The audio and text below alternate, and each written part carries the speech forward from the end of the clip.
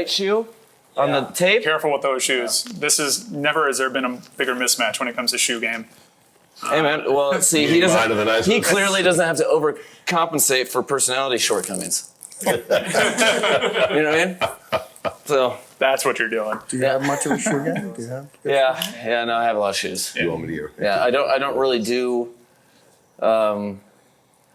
I guess I do a little bit of fashion, do shoes, but that's pretty much all I buy. No, that's how you burst on the scene, and now I imagine you're getting a bunch of free stuff. Yeah, well, how else are you going to kick the door in without new shoes? Yeah. Right. What have been the perks? What are the perks that come with coaching that you didn't know that all of a sudden happen as soon as you become a head coach? Besides shoes, you're saying. No, there's there's a ton of people. It's the funniest thing because you have so many people helping you to do your job, which is completely foreign. Well, all of a sudden, not there's to Dan, by the way. Not to me. It's not foreign to me. So I mean, to have a lot of people helping you do your job. I'm just excited to be a part of your culture. I've gone about my business my whole career with no one helping me, and all of a sudden, the calendar date changes, your title changes, and there's 150 people helping you do your job.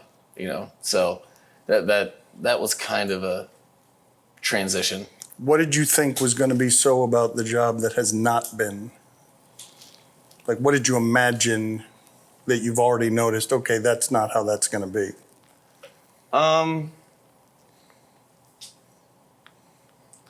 Now, don't get this confused with it, with the final output, but the day-to-day job is not as hard as I thought it was going to be because of the intrinsic motivation that you have with all the people depending on you. Mm-hmm. So that, as well as just kind of realizing that, that was one of the biggest surprises that was swarming me my first week is I didn't think about how many people were depending upon me, and that my job was more than anything, it was serving them.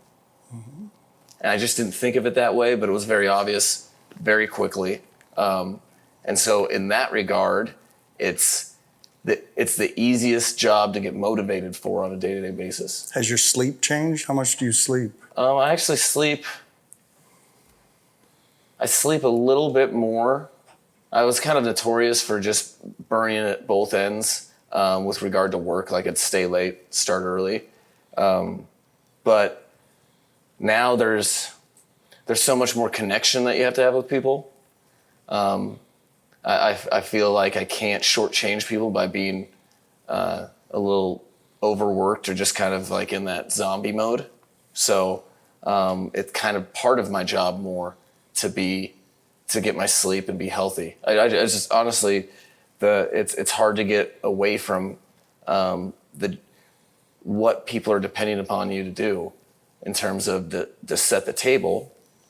At the same time, it's a relief because if you just set the table, you're not doing anything by yourself.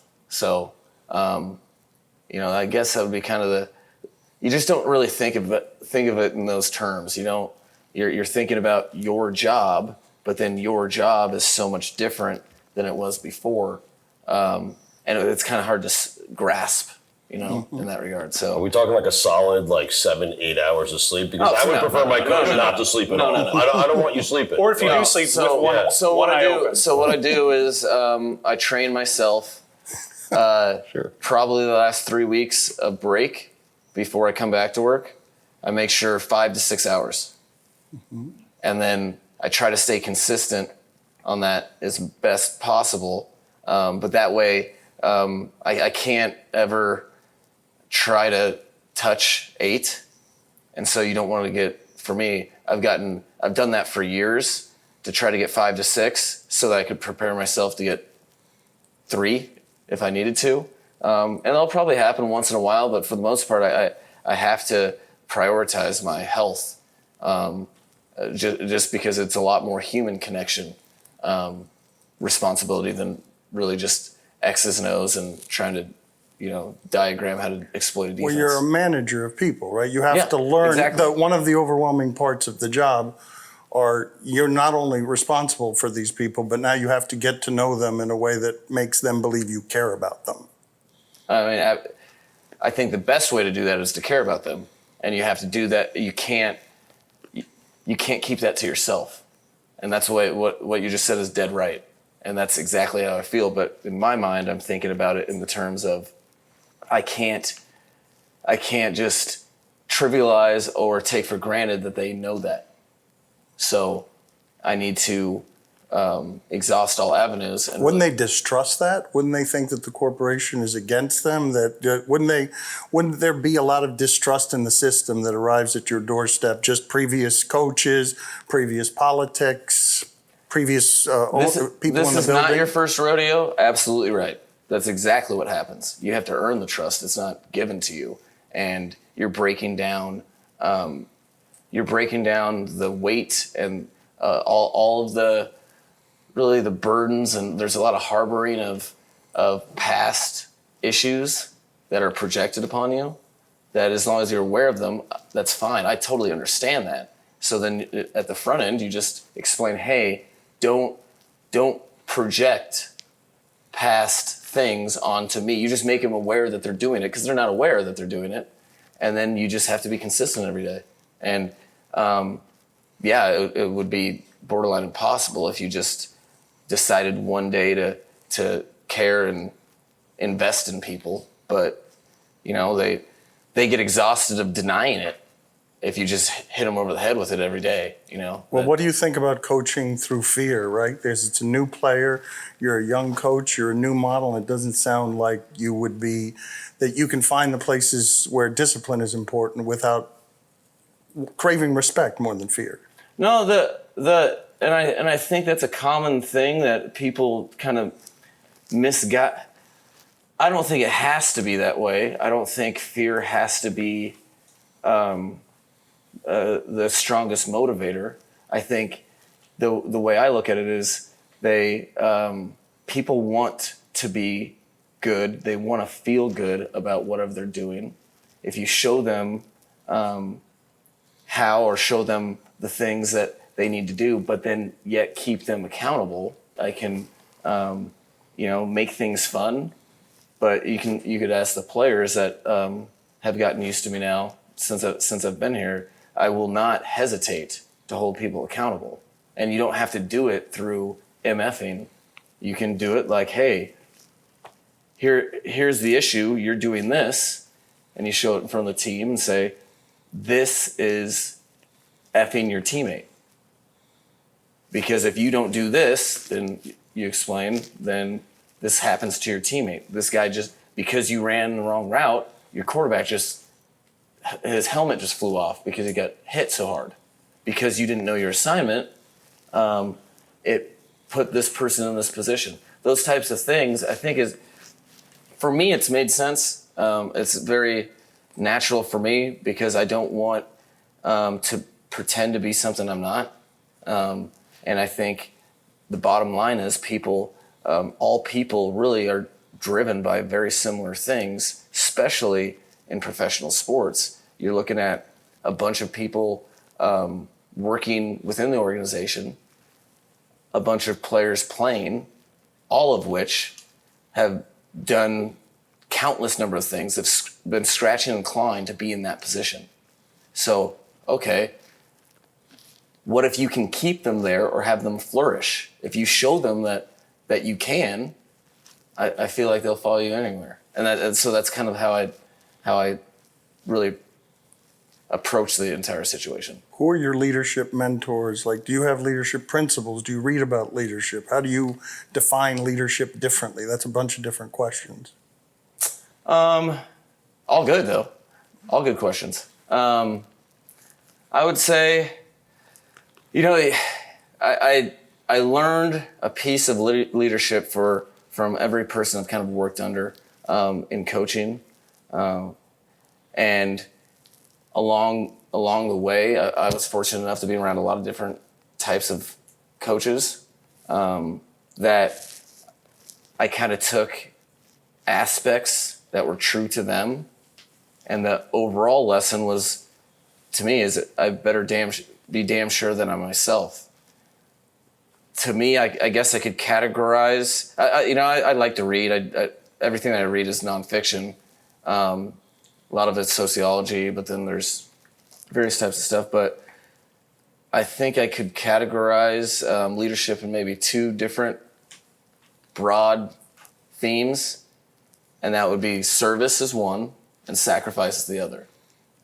The one thing that I think that a lot of people get lost in the whole process when you're a leader is the burden or the pressure of it, when in reality you can kind of alleviate that pressure by understanding, no, you are trying to achieve a goal with a bunch of people. Yes, your name's on it. So, but in reality, your job is to serve all of those people whom you're doing it with, to maximize who they are or maximize their output or just maximize them as people. But then there's a whole nother component that's like the sacrifice aspect, where that's why the sacrifice part is so innate to me since I've been doing the job. That's where it is easier than I thought, because you know, people are depending, like, it is super easy to be a head coach on the first day or the first day of OTAs or the first day of training camp, where it's like, yeah, we haven't done anything. Well, what about when people are tired? What about when people don't feel like doing stuff? That's where it's like, for me, that's my time. The adversity, whatever that is, whether that's a couple bad practices, whether in the future it's 3-game losing streak, whether it's whatever that is, that's where you cut your teeth, I think, as a leader, because that's when people need you. And that is so obvious to me. Every day I walk in the building, when people are, you know, getting there early, you have, you know, people in the office making food, or in the building making food at 6 a.m. Trainers here at, you know, 4:45 or 5, preparing for the day. This whole moving orchestration. Well, if that doesn't motivate you to do your job the best when they're looking at you for guidance, I mean, what would motivate you? So that part of it has been natural. I didn't really know it would be. You know, I knew I'd be able to give maximum effort longer than a lot of people, just because I'm pretty driven and have been trying to get to this point for a long, long time. But I didn't realize how blatantly obvious it'd be that, wow, this is, yeah, I can't afford to just go through the motions one day. That entitlement is something that would disgust me, that, you know, here I am asking all these people to move in this direction. I better be a catalyzer and not an inhibitor, you know? Mm-hmm. So you want the players and the organization, but the players more so, I would imagine, right? To feel like you, coach, you're as invested, or if not more invested, in the process and the winning than they are, right? That's essentially what you're getting. They need to feel I mean, to a degree, or I think people just need the acknowledgement that, like, hey, everyone is sacrificing, and this is everyone's dream. Everyone benefits if we do well. Everyone has to take it under the chin if we do poorly. And there's not, I won't ever, I haven't for one day, nor will I ever act like I do anything. I don't score a point. I don't do anything on the field. So quite literally, I don't do anything alone. We do stuff together. And that ownership of the cog in the wheel, so to speak, I think that goes a long way. So I don't really, the players absolutely are important. It would be hard to prioritize. I think that what I've learned in this league, it is super hard to win. The parity is insane. So how do you have a competitive advantage? Well, all the teams that I've been on that have won were the tightest teams. So that's my focus, and that comes from everywhere. If you enjoy coming to work, if there's an atmosphere that is available to you where you can be yourself, that's liberating. Now you can get more investment by people, maybe investment that they might not even know they had, because they want to perpetuate and have this thing flourish, and they own that, and just bringing light to stuff that may or may not be obvious. It's part of my job as well. But I think those type of things I didn't necessarily know going into it. Last time I was on air with you guys, I didn't know I didn't really have that scope yet. But just working, in the building day in, day out, and owning that aspect of it, it is a clear motivator that never goes away, and it's just very, I don't know, natural. It feels relieving because all of the things that I see as leadership with regard to this position, it seems pretty common sense to me. Yeah. You mentioned that you read a lot. Quick question: would you consider audiobooks reading? No. If you've completed an It's audiobook, do listening, you Coach. get to say you read a book? No, by definition, that would be listening. Thank you. But for me, and the reason why I don't, which I'm not trying to nitpick, but for me, like I get stuff out of reading with the internal monologue. That's how I digest. I kind of learned it when I went to college. I found ways to get like an A- in every class in high school, because my mom hit me with this motivating factor of a new car if I got straight A's, and then I started to notice that I could get into colleges, and I wasn't really into learning yet. So I didn't read that much. And then once I got to college, there was plenty of pencils sharper than mine at Yale. So then I had to and I became a history major, so I started reading, and my vocabulary gain was just skyrocketed once I started reading. Not really an answer to his question, though. Because I feel like that's I learned your through the definition years, for reading, but he's Yeah. like, how about we modernize that Yeah, a because little now bit? I gotta add all this context and say well, actually, I didn't No. read the book. I listened to it in my car, but we both got the same. I didn't say that was the answer you're looking for. I wasn't just But looking who's for to say answer. it wasn't the better answer? I wasn't even Right. looking for your answer. I was just Right. looking for affirmation. That's all he was looking That's all I for. was You looking didn't for. get it. He just I mean, wanted you to tell him. As a it counts fan as for you, reading. you kind of feel like a strike against. You'll learn this quickly about me.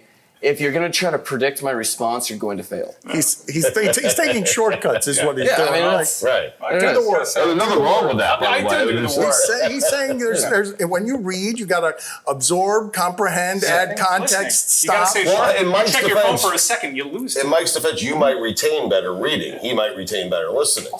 I got lazy. People the are whole different, thing, reading. Coach. Yeah. You got to reach different people through leadership. I know. Everyone's a little bit different. This wild card audio sound is sight is blowing my mind, and I'm not sure I can conform to this. Well, here's my real question. You mentioned what was different about being a head coach that you didn't necessarily anticipate, though you've worked for several head coaches. What about being the head coach of the Miami Dolphins caught you by surprise? What about this market, this fan base? That was a trip. Yeah. Okay, so I had just gone through, I was in California with the 49ers. They had a real strong fan base.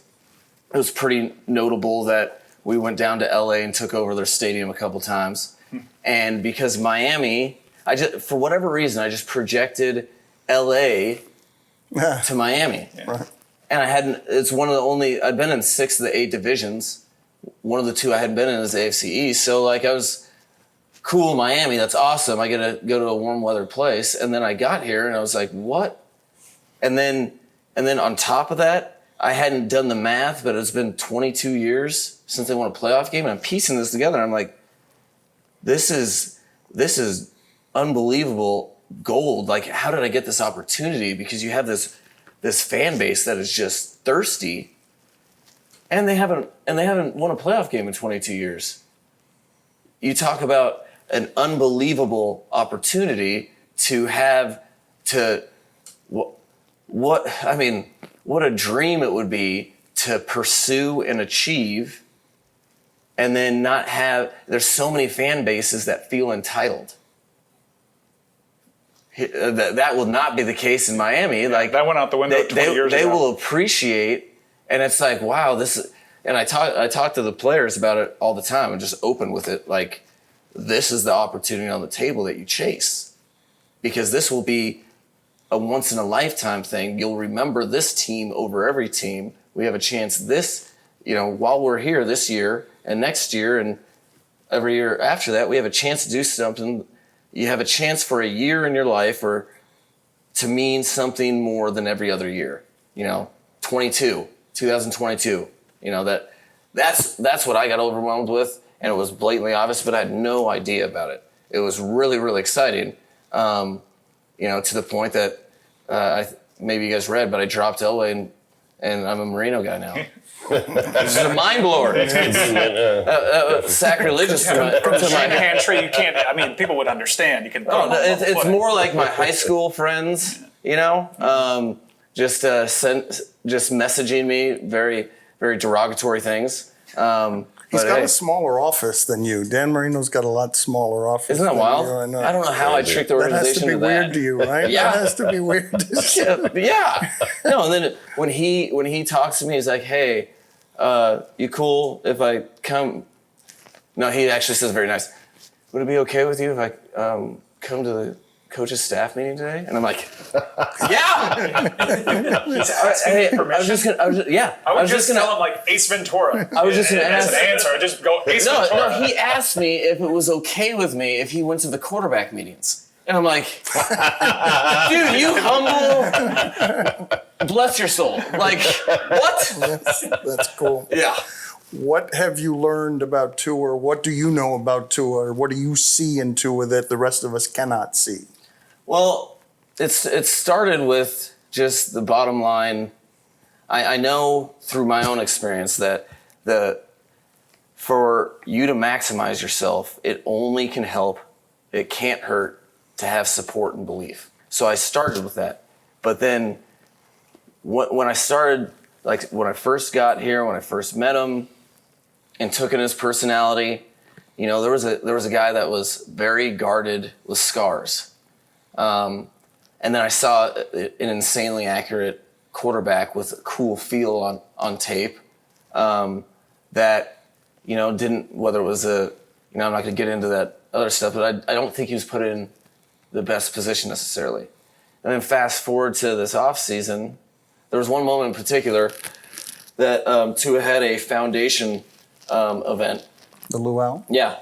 And so I went and attended that, and it was the damnedest thing. This guy that was quiet, that, you could tell he was trying to please, but just feeling out how you wanted him to act. Then he jumps on stage with some bongos in the background and is dancing with this glow, chest out, like confidence, bravado that was like, it was like magnetic. And I was like, that's it. That is the spirit of the athlete that if we can bring out on that field, that's how you can play the quarterback position the best way. Because just imagine every game you play, every time your team has the football, you are assigned to take it from the center, and even if it's a run play, you have to take the right track. You have to communicate to the players everything to do, and your response. And to go through that type of existence with that burden and responsibility on your shoulders, for you not to be your most confident, authentic self, how can you do that and stay sane? So to me, I saw that, and that was my immediate job, is to get him like he was on stage, just with his aura, because his skill set's crazy. The dude is right-handed. You hear me? Yeah. Yes, right. He's right-handed, Yep. and he throws lefty. Yeah. And when he throws the ball, every lefty I've ever been with, the ball kind of tails like this. I don't know why. It's something with science that I don't try to digest. His doesn't. It's the most accurate, catchable ball I've ever seen. So for me, in the way I've learned football and some of the stuff that we got really good at in San Francisco was yards after the catch and all of those things, which is maximized by ball placement and these things. The most accurate catchable ball you've ever seen. I mean, yeah. Kind of checks out with the stops. Yeah, no, I just went through it. Yeah. Right. But from there, then it's your responsibility to make him a star. No. I mean, it's to maximize everything he has. So my job is to make sure that his best years as a football player are right in front of him right now, ever, for him. But that's my job with everybody, and you don't always succeed in that. That's not the issue. I don't really care what happens. My job is to try, and so he has these skills, that I'm not going to say in the league ever. He's not that he's the most accurate. I'm saying what I've witnessed. If I was going to catch that football, that would be the accurate and most catchable. So how can we make that into good quarterback play? You have this, and that's his job too. And but you're sitting there, and I just know for him to be the quarterback that he himself wants to be, that harness stage presence needed to be on the football field. And I think that's what, when his teammates are talking about him as of late, I think that's what you're seeing is that his personality is kind of, it's coming out on the football field in the way it should, in an authentic way, not forced. People talk about lead. We want you to lead all the time. What does that mean? People interpret it as I need to yell at people. No, you just need to be yourself. And the bottom line is you can do it in a million different ways. For him, his teammates just need to see him give it his all every day. And then in his authentic self, when he's annoyed at a receiver or running back or whatever, and he says something, guess what? They'll listen. There's a video clip that kind of exploded on social media. It's him underthrowing Tyreek Hill. And what I'm wondering is, how does that happen? And is that person still with the organization? Whoever released that thing. I mean, that's a terrible job. Well, no, so here's breaking news. I released it with the intent to create more unnecessary storylines because I was bored.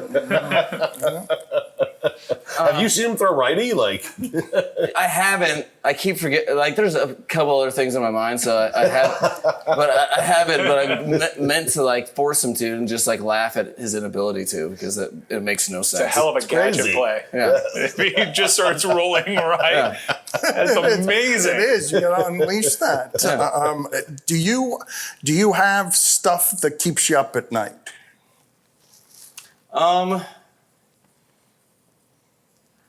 The stuff that keeps me up at night is when I recognize that there's something that the team needs to hear or that I need to do, and I can't wait for that the next day to start. So I go, it's cyclical. It's not because the way I look at the world is it's in one of our team rules that the game of life, the game of football, it's not avoiding adversity.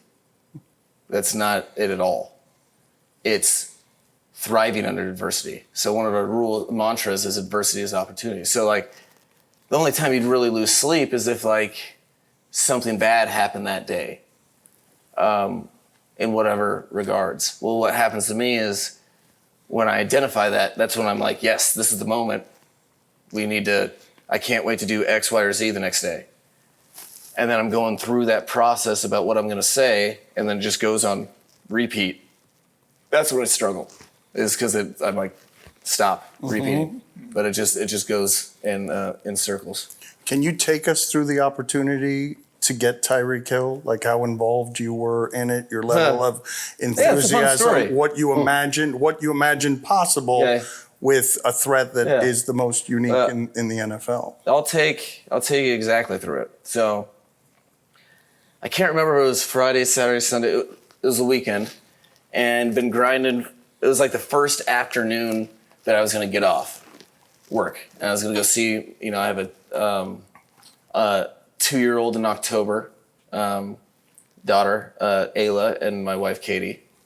They're down here, and they're like at the W Hotel because we just got here, and I'm sitting there, and I'm like, "Hey, honey, I'm gonna come home probably 3," and she's like, "3? Awesome!" Like totally geeked. And then Chris walks in. He's like, "Hey, so I just got a call from the Chiefs talking about Tyreek Hill," and I'm like, "What?" So I'm like, this is why I'm not a GM. I'm like, tell them they can have everything. I do the same thing. But then once I did that, I was like, wow, that's pretty irresponsible. I better check the because I'm watching, but like I'm of habit of like, all right, well, I need to watch. It's not like I was watching Tyreek like the way that I evaluate free agents. I thought he was untouchable. So I'm like, I better turn this stuff on. So then it was like 3:00. Mind you, I'm not in negotiations or anything. Chris we're just communicating about what is this dude worth. But you're whatever. telling him you want him badly. That Immediately, he would, so that he goes back to the office. He gets on the phone. He conveyed that when he gave up all 3 units. No. And then, so then I turn on the tape, and I start with last year, 2021, and I watched. It started with every target, and then it turned into every pass of that year, and then it turned into for the last 3 years. And turn the page, it's 8:00, my wife's ripping me, and I'm like, honey, hold on, let me get home, I'll explain. But like, and this was like my day off, it was a weekend of some You sort. got lost in 5 hours of Dude, it was like, I couldn't hypnotized. stop, and then I was in too deep. Right. Then I became stressed, like, we have to have him. You have to have it right. Yeah. But between 3 and 8, was there any communication to the wife? Like, hey, sorry, I missed the No, time. that's the biggest issue. Lost in it. No, because I'm notorious for that. Like, I am a present guy. Mm-hmm. The cost of that, when you're present all the time, is there's no time for a phone. So I don't respond. I don't check my phone or whatever, especially when I'm getting floated Tyreek Hill. So, yeah, I just went into it. And, yeah, let's just say that my wife was not pleased that I just went into a black cloud for whatever and then came out 5 hours later. It was like, hey. But I smoothed it over when I kind of told her what I was doing. So fast forward to, it was a long couple days. It had to be on a weekend or whatever. And, every couple moments I'm checking in, hey, what's going on? I get no news. Then there's like, hey, it's not looking good. Then it's looking great. So, probably, I think it might have been a Monday or Tuesday. I can't remember what day, but I'm sitting in my office and, there was a point in the process where it was like, all right, well, you might have to kind of win Tyreek over and get him to accept the trade or whatever. There's a couple teams interested. I don't know. So I was getting my mind right to recruit, right? And I explained to him why this would be the best decision for us and him. And he, so I'm lost in probably some more Tyreek tape, sitting there just watching film, and then Brandon Schur comes in my office on the phone. I think Ann might be trailing. I don't know. But Chris Greer's at a pro day at Ohio State. And he's like, and he shows me the phone. Talk to him. And so then I get on the phone and I just immediately go into recruit mode. Like hyper speed. This is, exactly, your skill set. We can feature this. This is something that you'd be paired with a guy that really feature your skill set. We can do X, Y, or Z. And I'm going ham. This is all I got. I'm shooting every shot that I have deep into it. And like 20 seconds or 30 seconds into me just not giving an iota of time for him to speak, then all of a sudden it's like, oh, coach, I'm coming. It was already done. And I was just You're selling? I was like, what? Yeah, I was selling. I was like, what? Ah! And it just freaked out. I think I yelled. It was the only time I yelled in the office. It was a cool time because it was like, I just would have liked a little forewarning before I just went straight recruit mode to close the deal. So Non-quarterback position, he is how high on the list of guys you would have wanted if you're talking about dream offense type stuff? no, I quite honestly thought he was one of the untouchable guys that you couldn't get. But then it's ironic you say that exact phrase because you're bringing me back to right when before I have a time to digest that it's even going to happen. When he comes in and tells me that Tyreek, the Chiefs have talked to him, and I said, Chris, that's like one of the only non-quarterbacks that you do whatever it takes. And so that's exactly what I thought. I thought about that list and, okay, because you're in your mind, you're thinking, okay, well, what is this going to take? Historical trade value, what people have gone for, I was immediately rattling off, okay, what back in the day when we had to get an unproven starting quarterback, that was 2 seconds with the Atlanta Falcons and Matt Schaub. Okay, well, I was going through all the trade stuff and like, yeah, this is one of those guys that's whatever. Historical precedent for a receiver match that. Mike Ryan he wants to geek out with you a little bit. So I'm a recovering Browns fan, no longer supporting them, fan-free agent. But 2015, 14. That mid-2000s era, it was a lot of positivity. We were checking in the Hunt standings late into the year, which was not common for us. There was one play that worked every game. You guys kept going to it, and it defies logic. Brian Hoyer rolling out, throwing totally across his body, across the field, and there was always somebody open. Normally it was Gary Barnidge, but there was always someone there. How did that play always work? What is it about this offense that gets people in space so well? Does it start at the line of scrimmage? This offense, the space is created at the line of scrimmage, yes. And it starts with just the idea that defenses want to, every defense, regardless of structure, they want to compress the field. They want to defend less space.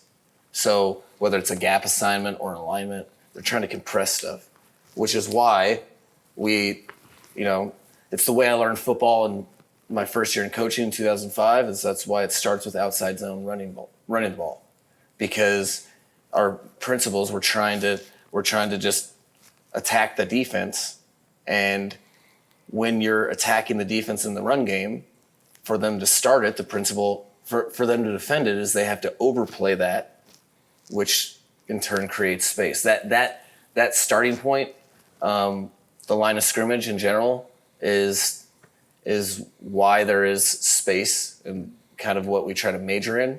Back then, that was there was one concept off of that bootleg you're talking about that the NFL hadn't really caught up to yet. So we weren't opposed to going to the well again. But the NFL is very cyclical, so eventually, guys get paid too. So eventually, Gary Barnidge wasn't open. Yeah. Well, Josh Gordon came into the team, and it was just so then you have to figure out the next thing. But all the principles from every place that we've been, starting in Houston, then Washington, then where was I after that? That was then it was Cleveland, then it was Atlanta. In San Francisco, it's all started with that principle. Do you believe this offense has more talent and options for space than any you've had? I believe it is capable of doing things that are very dependent on, like, really right where we're at now. It's hard for me to say relative to other years because you end up talking about other years with the finality of the team, and on the best teams, you're always getting better. So like, it has the potential for week 2 of preseason to be as good as the other offenses I've been in that were pretty good. Yeah.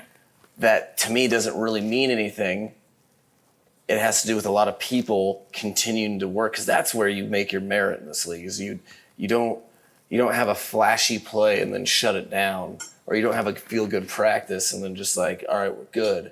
It is so contingent, and I wouldn't want to do disjustice to all the daily work that takes to be that great. So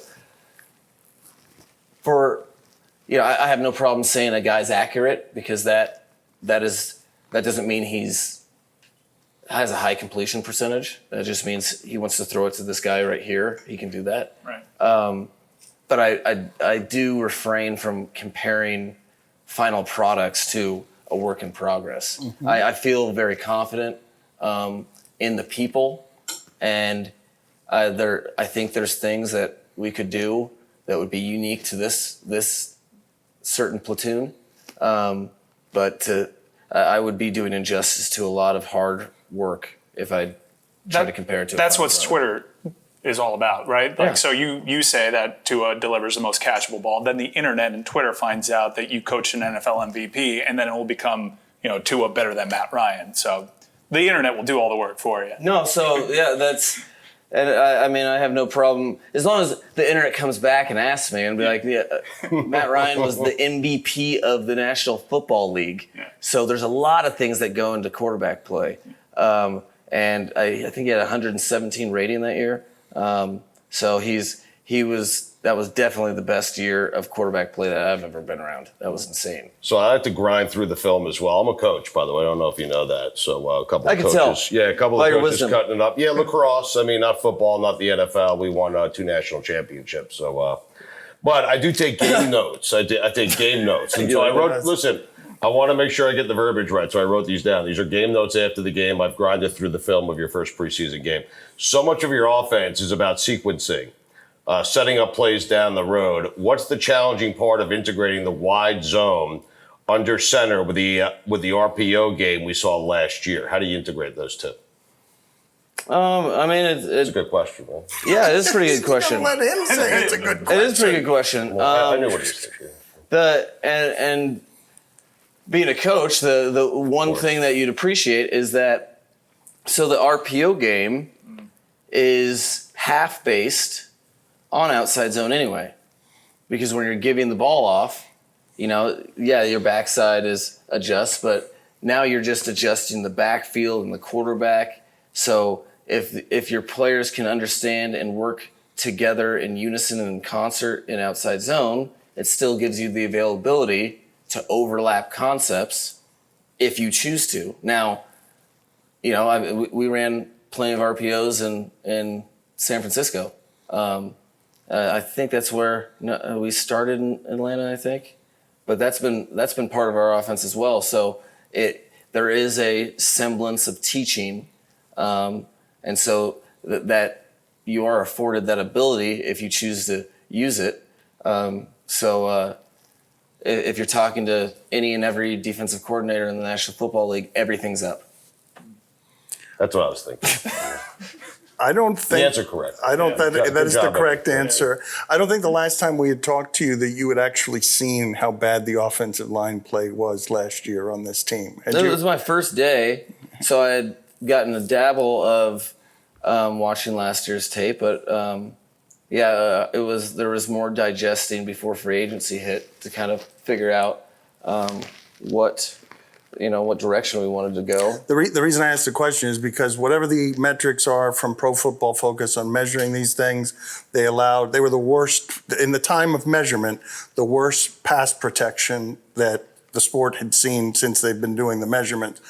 Are you someone who can simply bring running game with you wherever you go? That the offensive line and the run schemes will make it so that offensive line is better than it was?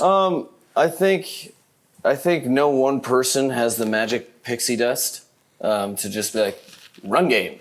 You're working together with a lot of people. I think I think the one thing that was advantageous is there was like 3 guys on the offensive line that we had done a deep dive on in the previous 2 drafts who we were looking at in San Francisco that I felt very comfortable with who they were. I think I do have experience and reps, not only working on the offensive line, but making this transition to new teams.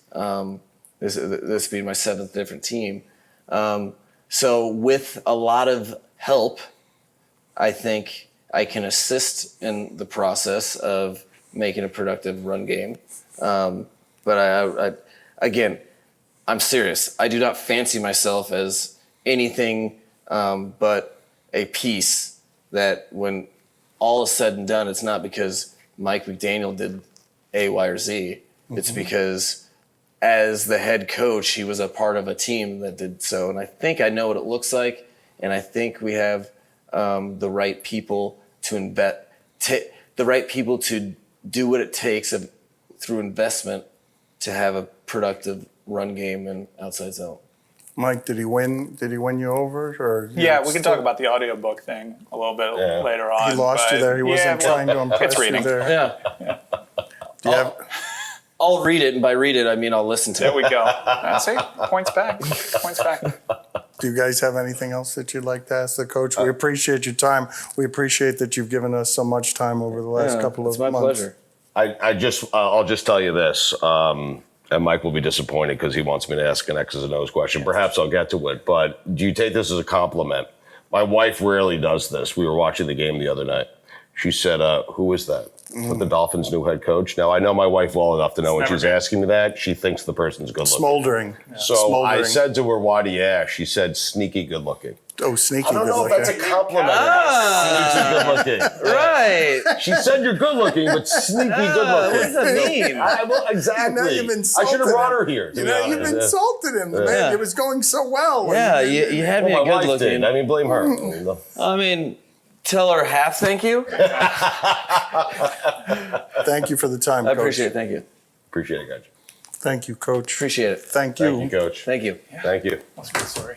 We did get lost in Yeah. we got lost in the middle of that somehow. Sneaky good looking's a compliment. Sneaky. Sneaky good looking. Yeah. It's like you take Just off the take it, you Coach. take the glasses off and then you go. What happened? So if the next game, if I'm wearing contacts, you know why. Okay, good for I'm Abby, trying to for lose my the wife. sneaky parts. Yes, good. Just overtly good looking. Smoldering. Yeah, he's actually not terrible.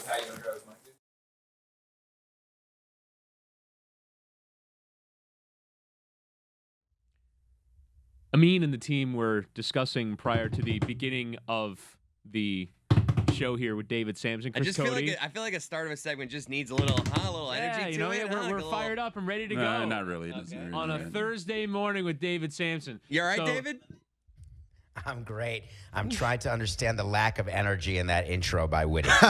What, you want me to come shouting out of the gate? David Samson, today in the morning, Amin Al Hassan and the team were discussing the 15th anniversary of the movie Superbad. And it got us to discussing what necessarily qualifies as a high school movie. And Amin realized that the genre of high school movies is actually very broad. That's right, boys. There are a lot of movies that and ladies, sorry about that, Jess, as I'm staring right at you, but you're eating, so you're probably not in the segment for right now. Unless No, you... I still talk while I'm eating. Got it, Everyone okay. loves it. I love it. Anyways, as I was saying, a lot of movies that you wouldn't think about being high school movies are actually high school movies. Example, Back to the Future. High school movie. Your protagonist is a high school student, and half of the movie takes place in 1985 in high school, and the other half in 1955 in high school. But you wouldn't think of it as a high school movie in the same way that you would do 16 Candles or Breakfast Club or something like that. I'm sorry, is your theory that just because there is a character who's in high school, that makes it a high school movie? No, my theory is that your protagonist has to be in high school, and you have to have action that takes place in high school. So I'll give you a great example. Mike Fuentes, one of the guys on the team here, I said, kids. He says, kids, not a high school movie. I said, why not? All the main characters are in high school. He says, because they're never in school. I said, well, does that mean Ferris Bueller is in a high school movie? He says, it is, because the main kind of plot driving device is that he doesn't want to go to school. So Ferris Bueller, high school age, and the high school plays a part in it. High school movie. Kids, not a high school movie because they never even mentioned school. So is St. Elmo's Fire a college movie? I would say yes, in the same way that How High is a college movie, and American Pie 2 is a college movie. What about old school? Because they're old, but they're in college. College movie. Really? Method Man and Redman were like 45 when they did that movie. Okay, well, Grease, high school movie, and everyone was What about 55. Back to School? Back What's to school. that? Rodney Dangerfield? Yeah, is that a college movie? Because he goes back to college? Yes, it is. It takes place Okay. in college, and he's a college student. I'm not sure what the debate is about Superbad. Under your definition, Superbad, of course, is a high school movie. Like, what's the debate? Well, the question was because it was the anniversary of Superbad, and that happened a week after the anniversary of Fast Times at Ridgemont High. What are the greatest high school movies of all time? I don't think people look at Fast Times at Ridgemont High as a high school movie. I think they look at it as the movie that changed their lives, right? Not caring. Like, the high school is not the dispositive part. When you look at Superbad, you're not thinking, oh, wow, that's sort of a high school movie. What's a high school movie according to David P. Sampson? High School Musical? No, that's not a Breakfast movie. Club, Breakfast Club to me is not a high school movie. It does take place in high school. It's detention in high school, but to me, it's a character-driven study of people who I wasn't, who I wanted to be, who maybe I was but didn't want to be. I think every movie is who you relate to, and if you look back at Superbad, that was people who were acting in a way that, wow, wouldn't it be so cool if I did that? Oh, wait a minute, that looks like a way that I am. But isn't that high school, David, what you just described? Not high school movie, but high school itself? The idea that it's who you want to be and who you're trying to be and who you're trying to portray. All of those things. That's what really makes a high school movie is it captures that teen angst. I think that's today. Isn't that social media? Isn't that all of us at every age? Yeah. Damn, we got deep all of a sudden. How is High School Musical not a movie? I mean, It's not. They're just it is. They're just hopping around and singing. There's no All storyline right, here. you're not allowed to talk about musicals. Yeah. I'm putting a musical ban on you. I don't want to talk It's about funny musicals. you mentioned The musicals words because I'm high reviewing school. a musical today that I Are watched. in the title. I happen to love musicals. as Roy's you got know. Roy's got a good rule. If high school's in the title, it's a high school movie. High school high. High school movie. It's a high school movie. There are very few movies that have high school in the title. Cooley High. Right, but if they Cooley do, high, yes. but if they do, they're a high school movie. Oh wait, Fast Times at Ridgemont High. You mean high, Roy, not just high. But so is How High the same? No, Those that was a different college. high. They're Different college. different high. College Different high. high. No. Was because Ridgemont High, it wasn't referring to the other meaning of high, right? They were talking about the high school. Natural I high. assume it was a double entendre. Cooley High wasn't really a double entendre. It was the actual name of the school. Yeah. So it was, so you're reviewing a musical. Which musical are you reviewing? I watched Elvis yesterday. Oh, okay. Here comes, Yes, I cannot wait for this. clear out I'm for Mike, everybody. despondent. Mike, I'm despondent. I don't even know what to say. First of all, before I give you the review, 3 minutes in, and I'm luckier than most. I have a great setup to watch a movie. 3 minutes in, I had to turn the subtitles on. I couldn't understand a word Tom Hanks was saying. Tom Hanks overplayed this role. Tom Hanks is the worst part about this movie, and it's a shame because it crosses the line and becomes just totally distracting to the point that I think it's Tom Hanks's worst performance ever. Ooh, I didn't rank Tom Hanks's worst performances because I don't think I can get to 5. I really don't. But let's just start with the fact that I watched the entire movie with subtitles. And it's a total change because I got to hear all the lyrics of all the songs. And I'm going to admit right here, I was not aware, like Jailhouse Rock, the song by Elvis Presley, I never knew those lyrics at all. And I sort of sang them wrong my whole life. Wait, no, hold on, David. Before you say another word, I need you to sing for me how you used to think it went. Or just say, you don't have to sing it, just like speak the words. I'm just going to give you my Go-Go's one to let you know where my head is. Okay. I lived my whole life thinking that the name of their song was I Love Cecile. That's all you need to know. The Our Lips Are Sealed song? Yes. Yeah. I Love Cecile. What's happening? That's what I thought it was.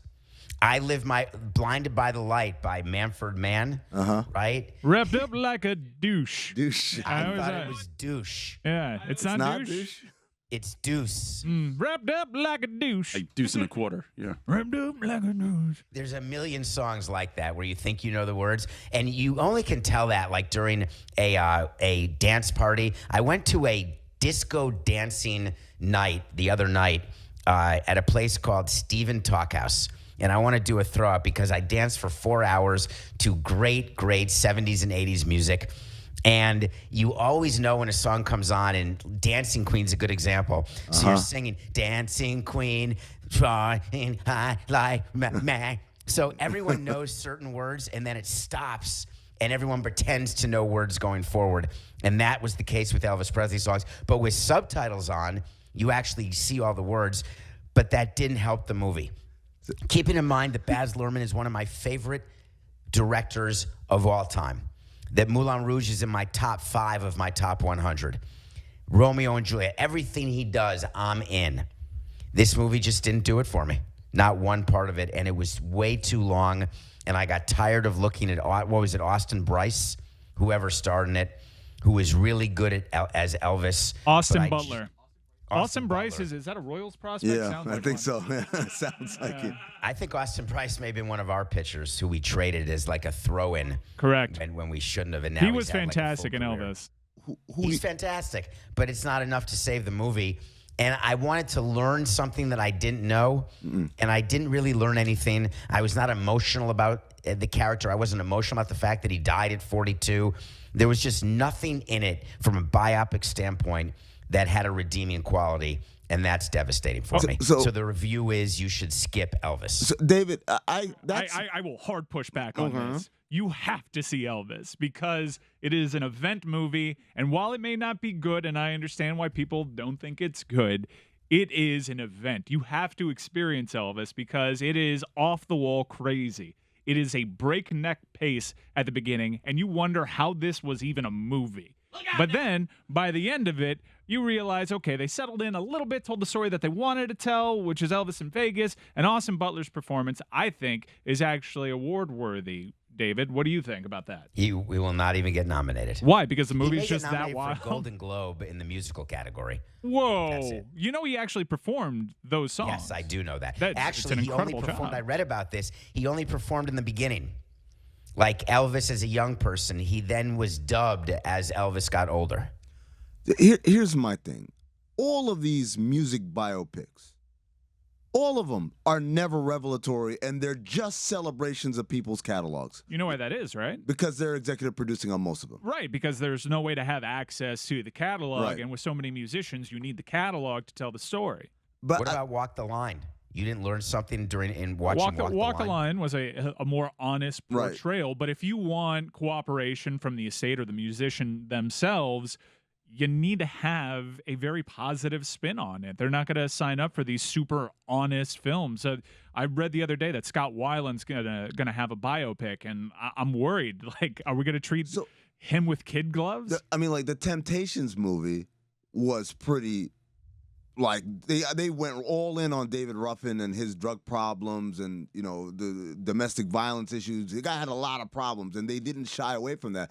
What's Love Got to Do with It was also a very super honest. But at that point, What about they Love knew and who they were. Mercy? Yeah, but they knew who they were going to put it on with What's Love Got to Right, Do with that's it. a good Like there point. was everybody knew who the villain was Right. if you followed that story.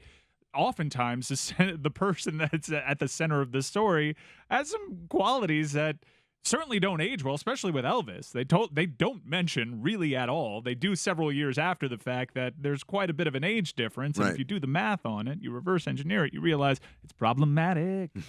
When I saw Tina on stage a couple years ago, and when the actor who was portraying her husband came out for like the final bow. Hold on, the actor who was portraying her husband Yes. Lawrence? No, Lawrence Fishburne? no. She's talking about Larry the Fishburne. Let me- stage No, production. like the musical on stage stage. production. This was on the West Oh. End. Come on, we're not dissing Morpheus. No. I didn't. conniption. Not making that mistake. No, It's Larry. His name is didn't- Larry. I didn't remember. I don't remember the Conniption is a actor's good name word, who too. performed it, but Larry? it was the only time I've ever been at a musical and this has happened. Everyone comes out for their final bows, and he was the second to last before Tina, and he comes out, and he got booed by the Yeah. audience, and I felt so bad That's because he had a good performance. Like he still had to sing, Proud Mary and all these songs with her. And he was just like the villain, and everyone booed him because they didn't like his character. I It's felt one What of about the. Inside Llewyn Davis? I've not That's a seen pretty that one. honest one. I There's a don't know lot who of Llewyn actually, Davis I is. just- it was really based on Dave Van Ronk. Yes. That's a great movie with Oscar Isaac. Yeah, who's Oscar a Isaac. very underrated actor. by I the never way. got around to it. I thought it was a fictional movie. I didn't know that it was actually based on somebody. Is it like Dreamgirls, where it's like a fictional movie, but we're really talking Yeah, about about the someone? Supremes. Yeah. Yes. Uh, Dreamgirls is a great example. By the way, there's a million great musicals. So, Mike, I understand that you think it's an event, but if you're looking for a Baz Luhrmann event, don't start with Elvis. No, Don't you go right to Moulin Rouge? Has he done anything good? Yeah, no, I think Moulin Rouge was spectacular. I thought Romeo and Juliet was really good. I understand. I understand that there are people that just simply do not like Baz Luhrmann, and I totally get it. I am a fan of Baz Luhrmann's. I like most of his films, but I am not going to push back on anybody that has any problems with any of his films. And I happen to know David is a Baz Luhrmann fan. He likes most of his films. Correct me if I'm wrong. Correct. And he is Correct. not co-signing on Elvis. I understand how crazy Elvis is. I understand anybody that walks out on Elvis. I happen to like it because it was so crazy. Are you upset that they didn't mention that Priscilla was 14? I mean, That's what that's what I was referring to. No, I know, but did that upset you because you thought that you wanted Elvis to be looked at as a pedophile? No, and that I mean, should have been in the movie. It was very clear what they were doing, and in terms of cultural appropriation, they even acknowledged that, but it is spun in such a positive light. Look, Elvis, people had their problems with Elvis, and I would have liked to have seen more of that contention rather than a story where he's a rather uncomplicated hero. Elvis was a complicated person, and I actually think it's endearing when you portray someone's struggles and how they came out of it, and in some circumstances how they succumbed to it. I'm looking at his filmography, and I didn't realize he's only made 6 movies. Who? Baz Luhrmann? Yeah. Yeah. In fact, they're going to repurpose one of his films, Australia, which that movie was terrible. which For was what? terrible. That movie was terrible. They're going to have an extended cut, and I think Hulu, I may be wrong on the streamer, but it's just going to be a director's cut that's going to be split into a miniseries. Great Gatsby He was has a terrible. 4-hour cut of Elvis, by the way. Great Gatsby was not terrible. Yes, it was. No, I Oh, like loved Great Gatsby. No. That's a Great great Gatsby movie. was very good. No, it was Visually terrible. stimulating. just- DiCaprio It was was terrific. too. It was too visually similar. All these colors. It's no. I don't You're need. just not a Baz Luhrmann guy. It's all right. Oh, Right. Geez, get out of here, man. Do you like Moulin Rouge? No, but I don't like musicals, so Okay, but you're just not a Baz Luhrmann guy. It's all right. yeah. But there's a 4-hour cut of Elvis. I think I want to see that just to see how crazy this goes. And also, the pacing was such a problem early on. And Baz Luhrmann cuts his films very tight early on. And that was, even for him, just like a cocaine-y pace. Okey cokey, as they say. Yeah. I really do hope that Austin Butler does get award recognition because despite all the other things that were going around it, the filmmaking being distracting, Tom Hanks's performance being distracting, I actually thought he absolutely nailed the assignment, and they should crown him. He's got such a star quality about him. Can I'm you a big ask a fan. movie guy this question? Maybe one of you know. Tom Hanks said that he needed 5 hours of makeup to become Colonel Tom Parker. Is that 2.5 in the morning to put it on and 2.5 to take it off at night? Or does he go home with it on? Or is it 5 to put on and 5 to take off? It's probably like 5 to put on, 1 to take off. It's not an hour of makeup removal. I promise you. What do you think? It's like 5 minutes? You just Yeah, rip it off? it's not 5 minutes, but it's All your fairly quick. experience Well, in the chair. I think Dude, based I've off had of, prosthetics and all that stuff for. We did Christmas for. Whatever it is, it's not the same. I'm telling you, man. I'm telling you. I've like listened to Hollywood quality. like behind the scenes the things where Jokes they've Christmas said that. special. Look it up. Why is it so much shorter to take off? It's not like having like powder on your face where you just take a Neutrogena wipe, right, and wipe it off. Like to Tom Hanks, I was thinking like Colin Farrell when he played that character in Horrible Bosses. No, that's too long ago. Colin Farrell just did a movie where he looked different. Batman, thank you very much. You're welcome. Why would it not take the same to take it off? I don't understand. What do you the math. mean? It's harder to do something than to undo something. Because they're not preserving like this, right? In my famous portrayal of Pitbull, it took me about 35 minutes in the chair to become Armando. How long did it take you to take it off? Very quickly. Yeah, just ripped it off. Because all of that is latex, right? Like, it takes a lot of time for them to make it and put it on and all that stuff. But once you're done with it, it's not like, hey, we're going to use this one tomorrow. I think they do reuse it sometimes, Do they? though. Yeah, like, I remember the Hobbits. The Hobbits had, like, ears that they reused when they filmed Lord of the Rings and like, Gandalf's nose and, like, certain things that they would have to be careful when they took off because they didn't want to have to remake it every single day. When you were sitting in the chair for the Jumps Christmas special. It was Sports Nation. Okay, for Sports Nation's Christmas special, did you repurpose some of the effects that went on you? Well, the ears, I actually kept the ears, yeah. There was a famous story where Kate Blanchett kept her Galadriel ears and left them in her car one day, and they melted. Yeah. On the, it's a dashboard. It's a weird substance. It's not as. It's not latex or anything. Stop doing whatever you're doing. What? Being an elf expert because you did a Sports Nation. I'm sorry that I have experience in the field. By the way, we had experience in the field. We had union people working on us. This wasn't like because you were in LA. Yeah, No. I mean, I'm just saying. I was in LA. What could I do? I'm in Hollywood. I'm sorry, Mike. Does that offend you somehow? Is that meant to make you more serious that you had union people working on you? Of course. Like, did that give you credibility? It's his makeup bona fides. Some people like unions, David.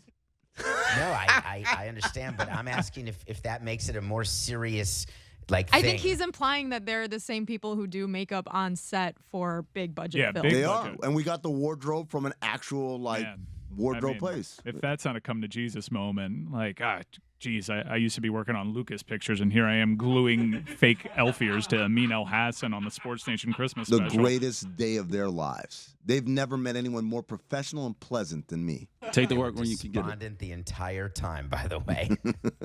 Literally. David, I want to ask you a baseball question. On today's episode of Meadowlarkers, we discussed a story that baseball has decided not to have any games, World Series games, fall on Sundays anymore because of the incredible draw of the NFL. I believe last year, Game 5 fell on a Sunday, and it drew 11 million viewers, and Week 5 of the NFL drew something like 25 or 26 million viewers. And Howard Bryant on the podcast reveals he talked to some of his contacts in baseball, and many of them are upset, saying that the league has failed at promoting the game and at marketing the game, and that this is a cowardly act to avoid Sundays. What say you? Yeah, it had nothing to do with MLB. It's Fox. So the people who hold the broadcast rights, they decide the schedule. Mm-hmm. And Fox does not. They paid a lot of money for the World Series, and they don't like to see the fact that NFL crushes MLB, especially even during the World Series. But they also don't want to program, so they don't want anything to take away from anything that's going on NFL related on a Sunday. So it's actually Fox who does it. And MLB agrees. We had so many talks with ESPN and with Fox about timing and platform. So ESPN would put baseball, including some opening nights, they'd put it on ESPN2, and it would be a major source of contention because baseball wanted to be on regular ESPN. And it's Fox versus FS1. That comes up in negotiations. And so the way the broadcaster takes care of the leagues who get upset with the platform choice is with money and the amount of the fee. Because what they say is, we're going to pay you more, but in return, you get zero say over where we are going to put your games. And we're going to put it in the contract that says we have the choice. We can do FS1. We can do Fox. We can do both. We can do ESPN the fourth. But here's the money you're going to get in return for us making that choice. So it was not Rob Manfred saying, oh, my God, Roger Goodell, you win. We're not going to have World Series on Sunday. It was Fox. Is there any level of, because this is one of our points of conversation, was where does the NFL saturate? Because so far it looks like they add days, they add games to the schedule, nothing stops this train. I said to Howard, we had a scandal last week, and there were 3 different scandals we could have gone with. ongoing. Whether it's the race norming settlement, whether it's Deshaun Watson, whether it's Daniel Snyder in front of Congress, and that's just from like the last couple of weeks. Can I read you a text? Absolutely. And without disclosing, there's no reason to talk about who it's from because it's not necessary. There's a text chain going on, and one of the messages was a sort of moral conversation about what Deshaun Watson did and whether or not he should be suspended and whether there's going to be a settlement, how many games should it be, what a disgusting person he is. And then the response was, when is the draft for family fantasy? That's it. All right, guys. That's the answer to your question. Who do you think sent the text? Shipping container. I need suggestions right now. Who sent this gross text? Well, we're embroiled in a crazy debate right now. Generally speaking, I said the taller you are, the deeper your voice is, and I got a lot of pushback on that, and I don't understand why. Bob Hoskins. I understand there are outliers. Oh, come on, man. What about me? I understand that. David Samson. But, I mean, he was actually, to be fair, he's what inspired this debate. It's like if I said that if David Samson were taller, he'd have a deeper voice, and everyone looked at me like I'm crazy. I'm like, haven't you ever spoken to an NBA player? They're generally... You're the opposite. Evan Turner. He's got a super deep voice. No, he's got a weird voice. Yeah. Yeah. There's a difference. Height and voice have nothing to do with each other. You hear that, Mike? David just said the complete opposite of what you said. Yeah, but that's just one person. I said But generally speaking. you're just one person. Just one person. Oh, okay. Oh, I'm the only person that knows Shaq exists, I guess. My bad. What are you talking about? You ever hear Andre the Giant speak? No, that's because he's got a pituitary problem. Have you ever heard him speak? His name is Andre the Giant. I know, but there's a medical condition happening there. It's not just he's tall. That didn't impact his voice, though. Pituitary gland? No? I feel like I'm taking crazy pills. The Gland is taller about you are, your height and girth. What about Stugotz? he doesn't have a deep voice. I mean, buddy. I think he does. buddy, Mike, what are you talking about, buddy? All right. By the way, Mike, you guys are you just out of your minds. don't have a deep voice. Do you know that? I do. Compared to David. What about RuPaul? What? They're tall with a very not deep voice. What are you talking about? Mike just wait. He's like, wait, I don't have a deep voice. My voice compared to David. Come on, guys. Now you sound like Rocky. Compared to you guys, I got a very deep voice. I thought it was Andrew Luck for a second. Tall guy. Oh man, I feel like just poking holes in this theory easily. By the way, No, this is generally I'm right. I googled Generally, it and I'm I right. can't find like any credible What? outlet that has published a study that this is true. What about common sense? I'm reading an article from the Daily Mail from 2013. Exactly, Come on. credible It says, outlet. Come on. Researcher John Borden of Washington University in St. Louis, Missouri, said Come on. both males and females Like a were dog with a bone equally on this able to discriminate and rank the heights of talkers of both genders. What does that mean? means That like they're in a able to pick out blind, short people from short people. in a and tall blind people from taste tall test, people. like you can figure out. Very scientific. Yeah. Well, see, that's generally speaking. No, I mean, I want to go out on the street today and just get people to call in and be like, Mike, tall or short? Yeah, I can do it. And then I tell you whether you're right or wrong. Yeah. I like this. Any study that uses the same methodology as the Pepsi challenge, Wait. I'm with it. there are some people that think like 5'10" is tall though. You're not. Well, The I think 5'10" we is go by tall. the average. Yeah, 5'10" is above 5'10" is average. above average. See what I Mike. mean? Hold on, 5'10" is above the average height of a male, isn't Eh, it? I think 5'8" is the average male height and 5'4" is the average American I think that's female right. height. Something like that. yeah, but 5'10" isn't tall. It's just But like if you're slightly bigger above than But it's average. above average. average. It's above average. Yeah, but I wouldn't say So like. are you talking about like exceptionally tall people have deeper voices? Right. So, like, technically, relative to anything, like a 7-story building, you'd go like, "That's tall." But I'm kind of like, "Oh, that skyscraper is tall." That's what. I That's feel what I'm like doing. Mike is getting all of his information from like Looney Tunes cartoons, like the smaller characters. Oh, what's the big idea? Duh, I don't know, boss. So Tweety Bird, Foghorn Leghorn. What Okay. at all is problematic about basing a lot of your knowledge on 1950s cartoons? What is your point, though, Mike? Like, why is this worth talking about? Well, okay. Content. I said that you looked very handsome today, and not like a magician. Like you had a haircut, and I'm like, if he were a little taller and he had a deeper voice, he'd be a very, very handsome man. Wait a minute. And then we got into this like crazy debate. It was a compliment, even though you might take it as a backhanded I think one. David has a deep voice. I don't know why you're saying it. Yeah, I don't know. I don't know what you're talking about, man. Yes. Are you saying that short people cannot be good looking? That short men cannot be good looking? Whoa, man. I never. Not once. Not once. David, I did imply. what's the saturation point for the NFL? Is there anything that can stop it? So it's about the number of games. So no, I think the NFL is going to go to 7 days a week at some point because what leagues do is they need to increase their central revenue, and they want to get in. And the NFL is all about. There's no local revenue in the NFL other than gate revenue, but everyone wants more national revenue. Believe me, if baseball could get paid to have a game of the week every single night, they would do it. And I think football is the same.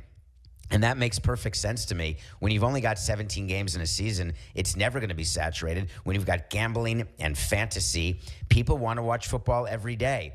And it doesn't have to be. Remember, if 25 million people are watching, the NFL fandom is way more than 25 million people. So if you had games every day, it's possible there'd be games that people wouldn't watch. But people are much more unhappy that there's 5 games at once at 4 o'clock and 1 o'clock on a Sunday. They'd love it to be spread out more. I think we're 20 years away from having 6 days a week of football. Chocolate rain. He was short. He was 5'8". Should we put on the poll? Does Mike Ryan have a deep voice? No, we don't have to do that at all. We don't have to do that at all. We don't have to do that at all. You sound like you're doing an Elvis imitation. Thank you very much. Was Elvis tall? Oh. I'm going to assume he was 5'10". Yeah, I'm so sorry, baby. Now I am definitely doing Elvis. I love the filibuster of it's real eloquent there, Mike. The reason why short jokes are silly is that I'm not making a short joke. 6 foot tall, baby. You were all about the short joke. That's what you were saying. No, I wasn't. I was complimenting you. Come on, that was not about the short joke. No, I said but that it wasn't a short joke. It was more of a short fact. No, it was like an observation that I think your voice would be deeper if you were taller. Which is like incorrect because his voice is already incredibly deep. His voice is not deep. My voice is extremely deep. It's also and the raspy. summer of the short king, and this blatant disrespect to short men. Wait a second. This is like the 4th Short King summer. There's going. When are we getting back to talking? That's the joke. It's always the summer of the short king because we stand short king. As long as Tom Holland has breath in his lungs. As long as F1 is as popular as it is in America, it will be the summer of the short king. Jessica, were you surprised by how small the F1 drivers are? Well, I knew they were like smaller on average than, football players or anything like that. But then in person, when I was in like the media scrum and they'd walk by with like all the engineers and stuff, and they were like a head shorter than everyone. And some of like Fernando Alonso walked by and I could literally only see the top of his head. I was a little bit surprised, but there are a couple very tall ones. Like George Russell's like 6'1", I think. There's a couple others that are like Daniel Ricciardo's like 5'11", but yeah, they are pretty small. Is it a jockey thing? Is like the being small is advantageous in that? Yes, because it's about weight. The less weight you have on the driver, the more weight you can have on other things in the car. Because I think it's a gross weight that is what the rules are in F1. Am I right about that? I'm not sure if that's true. I don't know, but I do know that, being smaller means that you're going to be able to be more aerodynamic and faster in the car, I guess. Not aerodynamic. That's not going to matter much. Everyone loves your right? car will be. They're all in the but they're all in the cockpit. So I used to be called by Jorge Cantu. He called me a jockey. That was the joke in the clubhouse back when Cantu was a Marlin. Very harsh. I feel like baseball. That to your boss. Yeah, baseball / professional sports has to be the worst place just to have anything abnormal. If you've ever been around a professional athlete, they like size you up, and like the first thing they say, "Oh, where'd you get those idiot shorts?" Yeah. They can't go 5 seconds without insulting you. And David, I feel like that must have been harsh at times. James Earl Jones. No, but it also has to do with the experience and the money you have, right? If you are Aaron Rodgers, you can walk into a room and you can do your drugs, ayahuasca. I did a whole segment on Nothing Personal on ayahuasca today. Are you guys on ayahuasca right now? Is it shka or is it just ayahuasca? Yeah, I've never seen the H in that word. Ayahuasca, like babush. It rhymes with babushka. I thought. I know. I thought it was ayahuasca, like SCA. It's mamushka. Either way, I'd rather do shrooms. But all of that said, that when you have money and experience, you can dress however you want. So there were players. If you're a rookie and you dress and you walk into a major league clubhouse with nice clothes, like designer clothes, you are going to get made fun of. We had a player named Vladimir Nunez. I have not told you the Vladimir Nunez story, Mikey, or all of you. He spent every dollar of his paycheck on designer purses and clothes, and he would walk on to the team plane after a road series, and he would need help carrying all of his carry-on bags. Oh, boy. I don't know where he is now, but I would assume he's broke. It's like the opposite of Allen Iverson. Allen Iverson famously wouldn't pack on road trips. He would just land and go to the mall and buy an outfit, and then when he was done with it, he'd just leave in the hotel room. And so the entourage would come in and like try to scavenge, like, oh, that one's mine, those jeans are mine, that shirt's mine. And then he would just do this. So he's on a four-city trip on the West Coast, Sacramento, L.A., Phoenix, Denver. He'd just do this at every stop. He just didn't. He never packed a bag. He just like, I just grabbed some stuff. But don't worry, athletes are not overpaid at all. Well, I don't think that has anything to do with what you do with your money. Is not tied to your value, right? That actually seems less efficient than just packing a bag. Exactly. It's way more effort. Having to show up, it's like, fuck, I gotta go get an outfit. Man, but then you gotta fold stuff. Who wants to fold things? And folding is tidy and nice. And no, you like folding? Yeah. You like packing? Do you like packing? I like packing. Of course. Why am I surprised? Of course he likes packing. I love packing and unpacking. You like unpacking? Oh my God! After every trip, no matter what, I can get back at 3 a.m. from a road trip. Mm-hmm. Not only am I unpacking, I'm doing laundry. Oh, get over yourself. Come on. These No, you're people not. that No, I brag don't about want how they. mess. I don't like people that brag about unpacking. It's like I leave my shit for like a week. Who brags give a about it? This is shit. the first It's not recorded bragging, I'm just telling brag you in the how I do history it. of humankind. Wait, so you get back from a long West Coast trip. It's 3:30 in the morning. You walk in your house. You take that suitcase, you go to your laundry room and open up the washer and dump everything in there and wait for the cycle to hit and then put it in the dryer later? 1,000%. Why? Every time. What is this an OCD thing or why do you think? Like, why won't it wait till the morning? Because I don't like mess. So I don't want to wake up. It's It's like in the people bag. are okay waking up to dishes in the sink. I just can't deal with that. Take the time to get it done. And there are people like you, Chris, who will leave a suitcase for 6 days, or they'll rummage To the through their weekend. crap in the suitcase. Till the weekend when I got time. Like I'm not like, why are we rushing? Why are we in a hurry? I have other clothes. It's gonna be fine. I'm yelling at you, David, right now, but it's my wife. We clash on this. Like my wife is like, she freaks out if it's not all emptied by like 12 hours after it's just like, relax. You take a deep also breath. leave Does it bother socks you and if she's shit all gonna over do your it? floor. If I'm reusing them. Chris, you It's seem messy. totally normal. But the reason fair. I bring it up is that I am the biggest sucker for all of these online ads. I just bought another carry-on suitcase yesterday. Scam. I get all of these ads for these amazing carry-ons. There's now a carry-on bag that is a closet. When you get to the hotel, and it hangs. lifts up. Have you seen that? I've seen it on Instagram, yeah. I am all in. You put cubes in it and then lift it, and you've got your own closet without having to touch the door handle of the closet of the hotel. You had me at hello. I fell for one of those, not that exact one, but one of those. Oh, this is the carry-on of all carry-ons. And I realized, I could fit less into it than I could in a regular carry-on suitcase, and that's already a deal breaker for me. But the other thing was, it was just time-consuming in a way that a regular packed bag wasn't. And I was just like, well, if the only way this gets super organized and compartmentalized, if I'm spending extra time to do it, then it just wasn't worth my time. Are you a roller or a folder? Oh, I roll. Like jeans Yes, are shirts and folded, pants and everything. Do you but the roll? shirts are rolled, yep.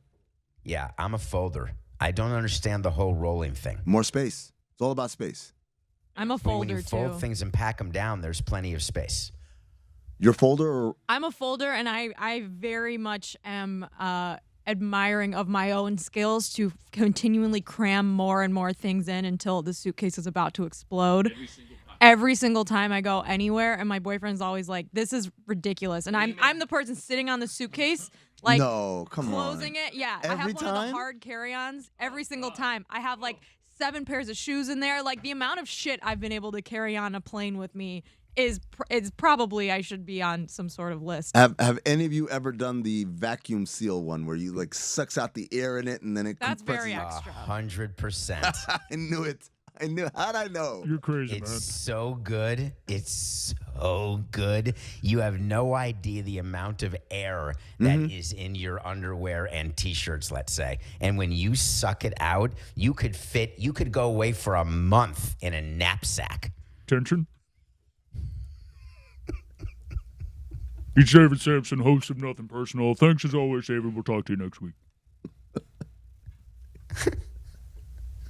You're an idiot. The internet says I'm right, by the way. Generally. What, that short people have high No, voices? it's just there's more room for the airwaves. So, like, for the vocal cords. Yes, generally speaking. Wait, you think I have smaller vocal cords than a guy who's 6'5"? I have smaller legs. No, your airway is typically a little bit more. How do I put this without offending you? See you later. I'm telling you, this is completely ridiculous. Literally, this is the number one for you in just total inane idiocy. See ya. See you, man. Later. I'm trying to think if there are any short people with long necks.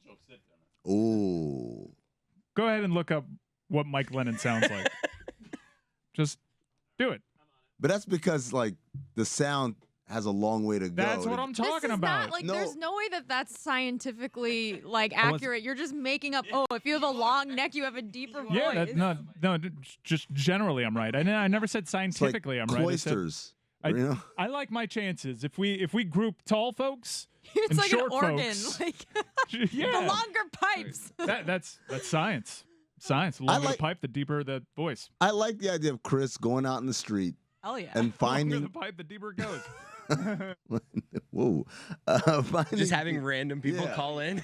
Yeah, or you're there with Right, them right, to of course. verify, yeah, and we But throw it. you're gonna get like Peter Dinklage on the line and just try to get me. I'm not gonna liking this. I'm gonna find the one the one short guy out there. It's No, like there's plenty of short guys with deep voices. Hey, what's up? I'm 5'4". But they're generally outliers. I said generally. No, man. Generally. It can't be that many outliers. That easy, Of course. top of mind. When you're talking about billions of people on this planet, you're gonna have millions upon millions of outliers. who's the guy in the NBA? Because generally they're tall. Who's the guy in the NBA with a high pitched voice? Tall guy, high Just pitched anyone voice? in the NBA would be considered tall generally, except for like Muggsy Bogues. Yeah. Let's see. Tall guy in NBA with the what's the kid's name? How tall was Avery Johnson? He was like Ooh. 5'9". Interesting. This feels like a very like Bleacher Report 2012 conversation. Swipe, you gotta I swipe am through. insulted by that. You know what? Bleacher Report, that but also, version you're so right. that version of Bleacher Report needs to come back. Yeah. The listicle? Yeah, the listicle Bleacher Report needs to come back. Why? Because if you Google like top 10 players with high pitched voices, then an article will pop up from 2013. That needs to be updated. There needs to be a sports website that's doing listicles. That's popular. Black Sports Online. Oh, but I don't want to. You got to go to page 7 to see anything Page good. 7 to see the first one. I was born in 91 in Washington Heights as a black Dominican. Growing up in New York in the 90s, my parents listened to typical Dominican music, merengue, bachata. It wasn't a typical American household that played the Beatles or whatever white America liked in the 90s. I never liked that music. I loved rap and hip-hop since I was a kid. I grew up on 50, Lil Wayne, Kanye, Outkast. So when I listen to these musicals, it's cringy. That shit is ass. And then he says, don't sing me a movie. This shit is ass. Don't sing me a movie is a great line. Are you 6 foot? I am. Yeah, I knew it.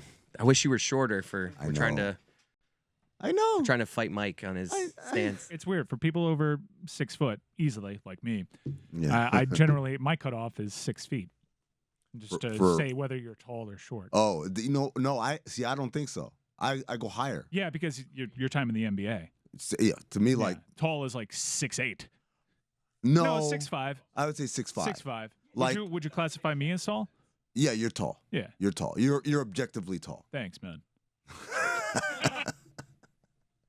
Many are saying. Many are saying. Many are saying I'm very tall. But, like, it's funny, like, the 6'2" guys who are taller than me, but whenever I'm, like, with them, I was like, we're close enough, you know? Versus like 6'4", 6'5", that's when I was like, all right, this guy's clearly tall. Do you guys ever think about how much you think about height? I don't think about it that much. I don't think about height ever, except when I'm when I'm traveling. When I'm traveling, because in Miami, I'm very tall. I can go to a concert and no one is in my way. But if I see a show in Chicago, I'm like, damn. There's a lot of Scandinavian blood over here. Everyone's so tall. Everyone's like, goddamn Thor, move. See, I'm the opposite. I don't notice until I am the tallest person, and I'm like, what's going on here? But like in regular every day, I don't think about it. Or when someone, so I remember people would meet me and they say, oh my God, you're so much taller than you look on TV. And I said, yeah, that's because I'm always sitting next to someone 6'8". Like if I'm always next to Paul Pierce or Tracy McGrady. Remember that photo of you sitting next to Antonio Davis? I'm like, he's 6'9", 280. Of course I look tiny. I gotta see if that's still on the internet. The angle was terrible because they put him closer to the camera and they put me to the back. I mean, there's no angle in which you look tall or reasonably sized next to Antonio Davis. Look when you see the picture. I'm on it. I look like a marionette. I literally look like I'm his ventriloquist dummy, and it looks like a Hollywood effect. Yes, like Benjamin Button. Remember how they like made Brad Pitt look like CGI? That's pretty much what I look like. But it's not because I'm a tiny person. It's because I'm sitting next to a giant of a human being who's larger probably than most of these fans have ever met in their life. And B, the angle was terrible. It's the worst possible angle. You got to put me closer to the camera. I got to find that juju if you can hear me. Just know that I'm sorry. Please find this photo from SportsCenter with Amin sitting next to Antonio Davis. It should be like just I our Googled names. it. It didn't come up. Amin Hassan, Antonio Davis. Oh, Whitty got it. Yeah, see? Like that's an funnier than I optical. remember. It's an optical illusion. I am not that small, but It's like the picture of Boomer that went viral from the MLB All-Star Home Run Derby. With Passan and Kershaw. Yeah. You look so tiny. Oh my God, Mike, your flashlight's on. That's no, so I'm a boomer. embarrassing. Speaking of boomers. Sorry, I was laughing. you call it flashlight. I call it torch. Torch has a cooler name. What?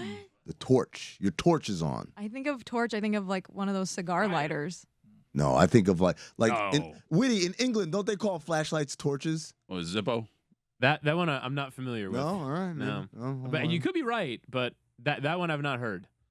torch, man. You never like the torch. It's like those. I think of tiki torches, which doesn't have the No. greatest. Two Americas. Two Americas. I must admit, ruined forever for me. tiki torches. Yeah. Yeah. Totally ruined. Is there a comeback for Also, tiki torches? red hats. Yeah. Totally no. ruined. Yeah, Dude, too I bad have for a the Red Cincinnati Panther. Reds. Yeah, I have that's a too Red bad. Panther hat that I just can't wear. So I was watching a video online of this guy who gets out of his car and starts harassing someone who's filming something, and the person who's filming pulls out the pepper spray and sprays the guy in the face, and the guy runs away. Now the guy that got out of the car and started harassing was wearing a red hat. I just assumed, oh, it's one of these things. And then a little while later, I'm like, that guy's not white. And then I got closer in the zoom up and like, oh, he's wearing an Angels hat. Like it had nothing to do with that. I pre-prescribed all sorts of kind of emotions to this video that ended up being erroneous. Amin! What? You just saw the picture? You just saw it? How is it that you look 3 times smaller than this human? Because, man, angles, man. Like, it's a weird angle. His head looks 8 times bigger than your head. Let's do this. Let's do this. It's like Shaq standing next to hoops. Let me This do is this. bad.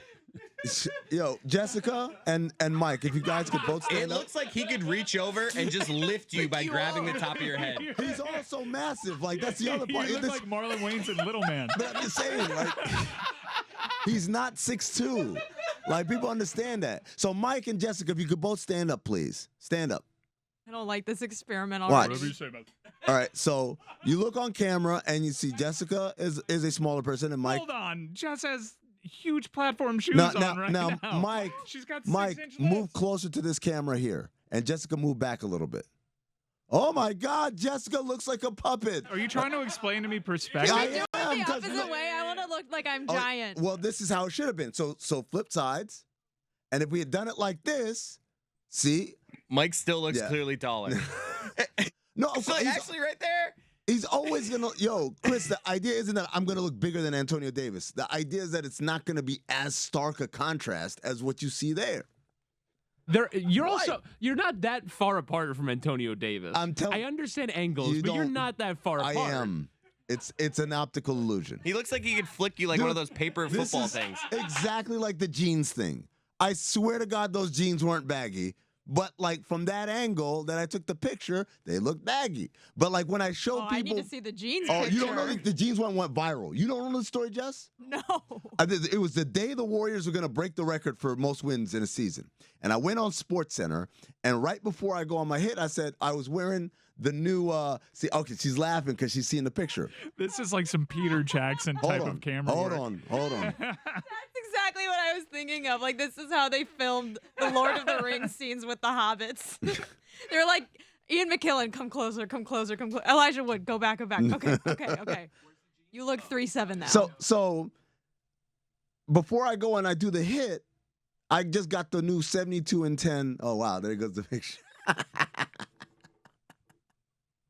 It's the angle that's like it's not from the side. Like the angle's pretty straightforward. It's like not. Trust me.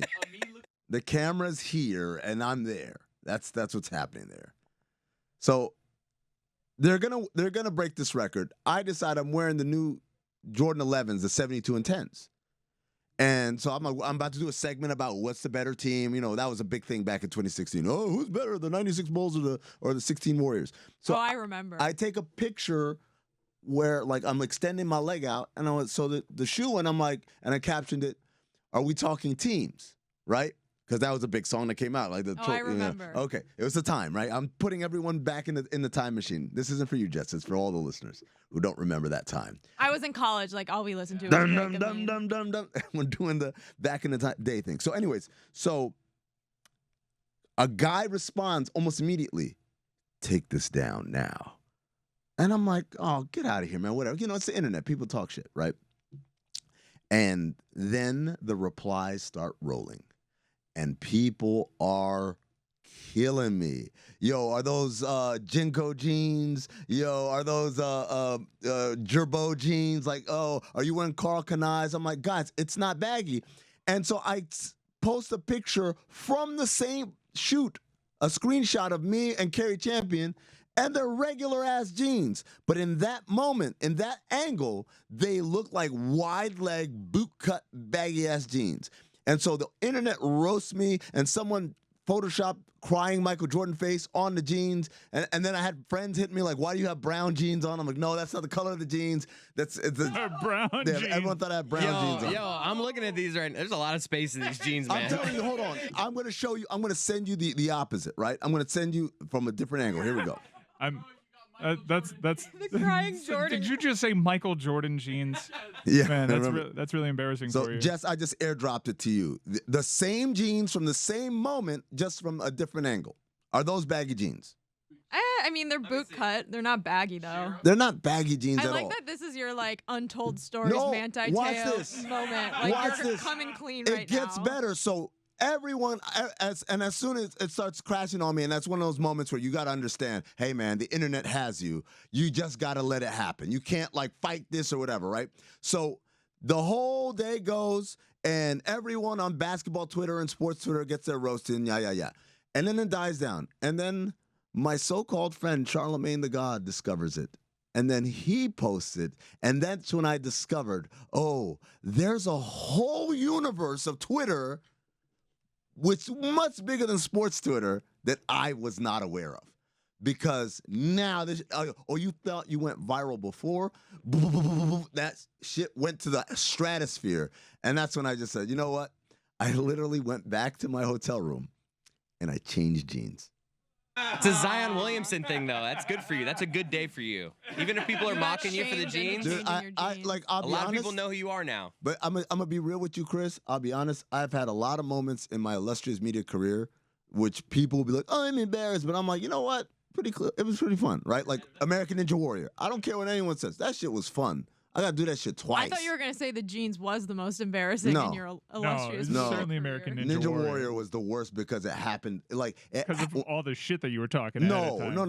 That's not why. No, people don't know that. No, nobody knows that. Listeners of the show know that. Well, it's embarrassing regardless. No, what was embarrassing was because I had mentally prepped for an obstacle that had happened. My favorite part is you making excuses. It's for not your excuses. the shit swivels. Grab a it rope. swivels. you can't. Grab a rope. Mike, you can't. The rope was 2 feet in front of you. You cannot. It is physically impossible. Nobody else had I did the same thing. No, but you know what's funny, Roy? Is that you told me right before I went up, you said, hey, you can't run at it straight because it swivels. You got to run at an angle so that when it swivels, the momentum carries you to where you're supposed to go. So it was Roy's fault that you missed a rope? No, No, it wasn't. Definitely not my fault. Roy helped me. But the problem was, I got up there and I was like, all right, let me go run this thing. And they're like, hold on. Wait, that's what you look like with help? The drones, you got to get the drones right, the lights, da-da-da. The drones psyched you out? They made me wait for 15 minutes. And I'm standing there and there's people, and there's cameras. This shit's going to be on TV. Like, I'm terrified. They're doing a show. What did you just expect them to be on your time? That's what everybody else did. All you assholes did it on your time. You just ran up there. Jess, is this your first time seeing this shit?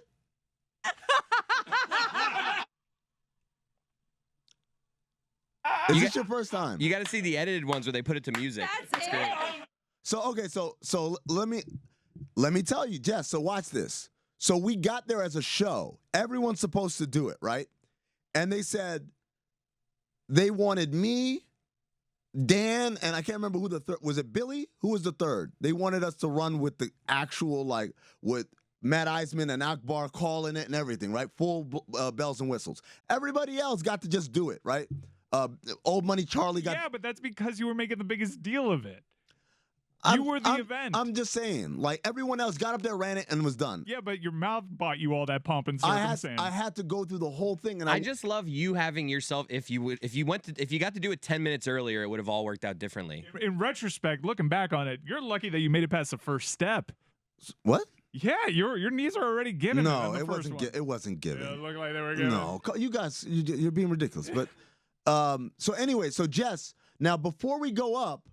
They say, hey, the director wants to talk to you guys, give you a pep talk. I'm like, cool, because I'm getting nervous. All these people are in the stands. It's getting dark. The lights are on. The cameras are here. I'm like, oh, I don't know if I want to do this anymore. So the director comes up. He says, all right, we're making a TV show here, guys, so don't fuck this up. And I'm like, whoa, I thought this was supposed to be a pep talk.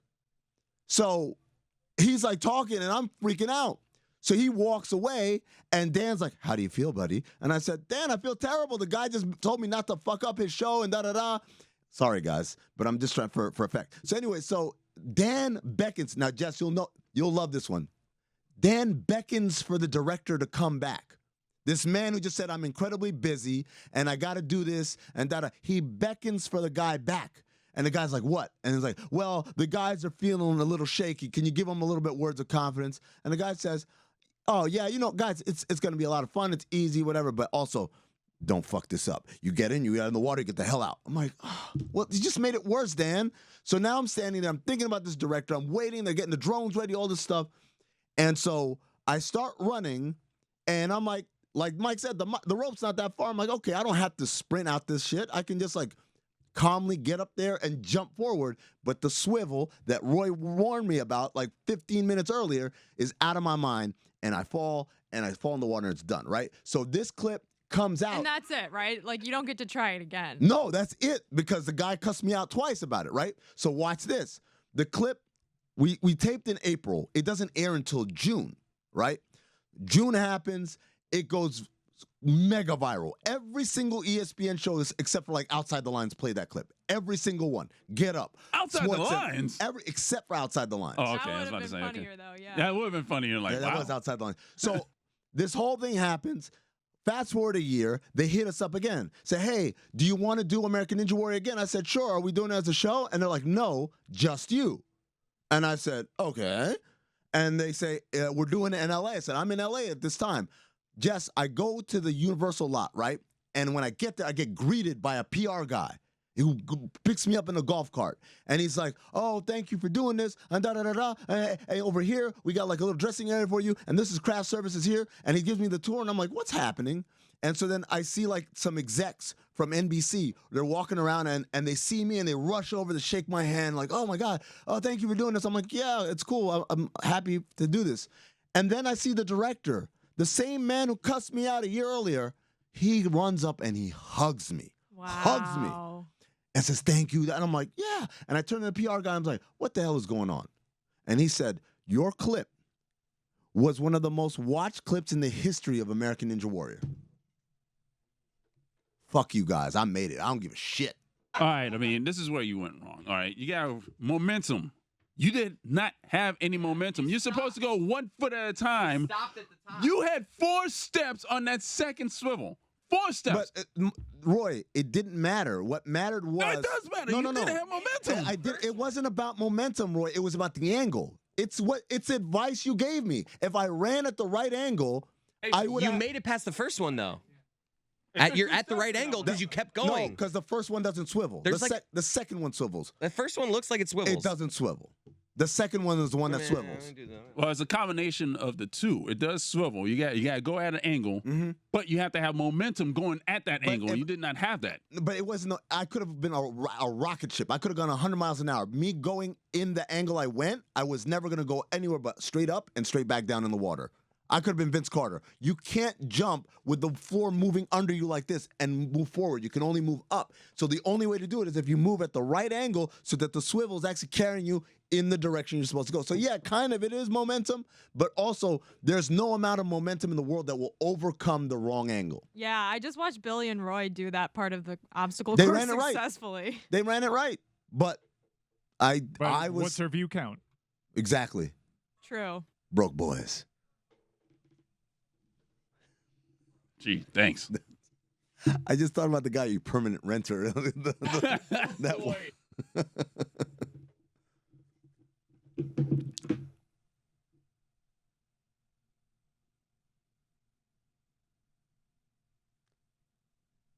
Oh, he had a hand injury. Dan? Yeah. Hold on. Dan agreed to do this, and then he shows up like, oh, I just had surgery. I'm like, what? Like, No, it wasn't certain. No, he hurt himself. That led to a surgery. That's why he couldn't do it. Like he hit his hand on a table or something like that, and ligaments. Something. Yo, it sounded like horse shit. Before that, he's like, Valerie, I'm gonna need you to bang my hand with a hammer right now. 100% I believe it because it was supposed to be me, him, and Stugotz. Stugotz had a lacrosse mitzvah. Dan shows up. Stugotz lacrosse mitzvah at American Ninja Warrior? Yeah. Shut up. Yeah. Unbelievable, right? Dan showed up with this huge wrap around his hand. And then my favorite part is Akbar and Matty Ice. These guys shit on me so hard, man, in the broadcast. He said they called me a Knicks draft pick.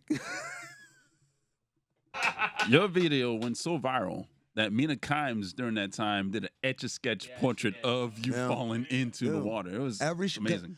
Think about every show in ESPN's block, right? Get Up, Sports Center, First Take, The Jump, Sports Nation. Pardon the interruption, Pardon the right? interruption. Not pardon. PTI didn't do it either. Highly questionable. Highly questionable. Around the Horn. Every single show, back to back to back to back, all played that clip. Oh, that's also June. Oh yeah, that's But true. yes, it's not like there are NBA Finals or Stanley Cup or anything happening, right? No, you know that's why it went so viral. The NBC guys, because they typically none of our shit ever gets aired on ESPN. They said because it's like they're trying to throw cold water on it. But like my video was the one that broke the embargo, basically. I love Dan laughing and being like, oh, and it's like, Dan, you didn't do anything. We all felt it in the moment. Yeah. It's kind of bullshit that I had a different course than everybody else. Yours looked hard. Yours looked like the one I would break my ankle on the most. Well, the thing is, You when had you the watch floating it, steps, yeah, right? the floating steps look so easy. Oh, that's the one on that's TV. the one I practiced for in my mind. God. That one looks so easy because if you watch on television, it's just fluid. Yeah. One leg. I And do then it you all get the there time. and then you realize it's On the super sidewalk. far. Broken ankle on the left, broken ankle on the right, fall down. Yeah. That's what I'm picturing myself doing right now. I'd be like Howard Bryant.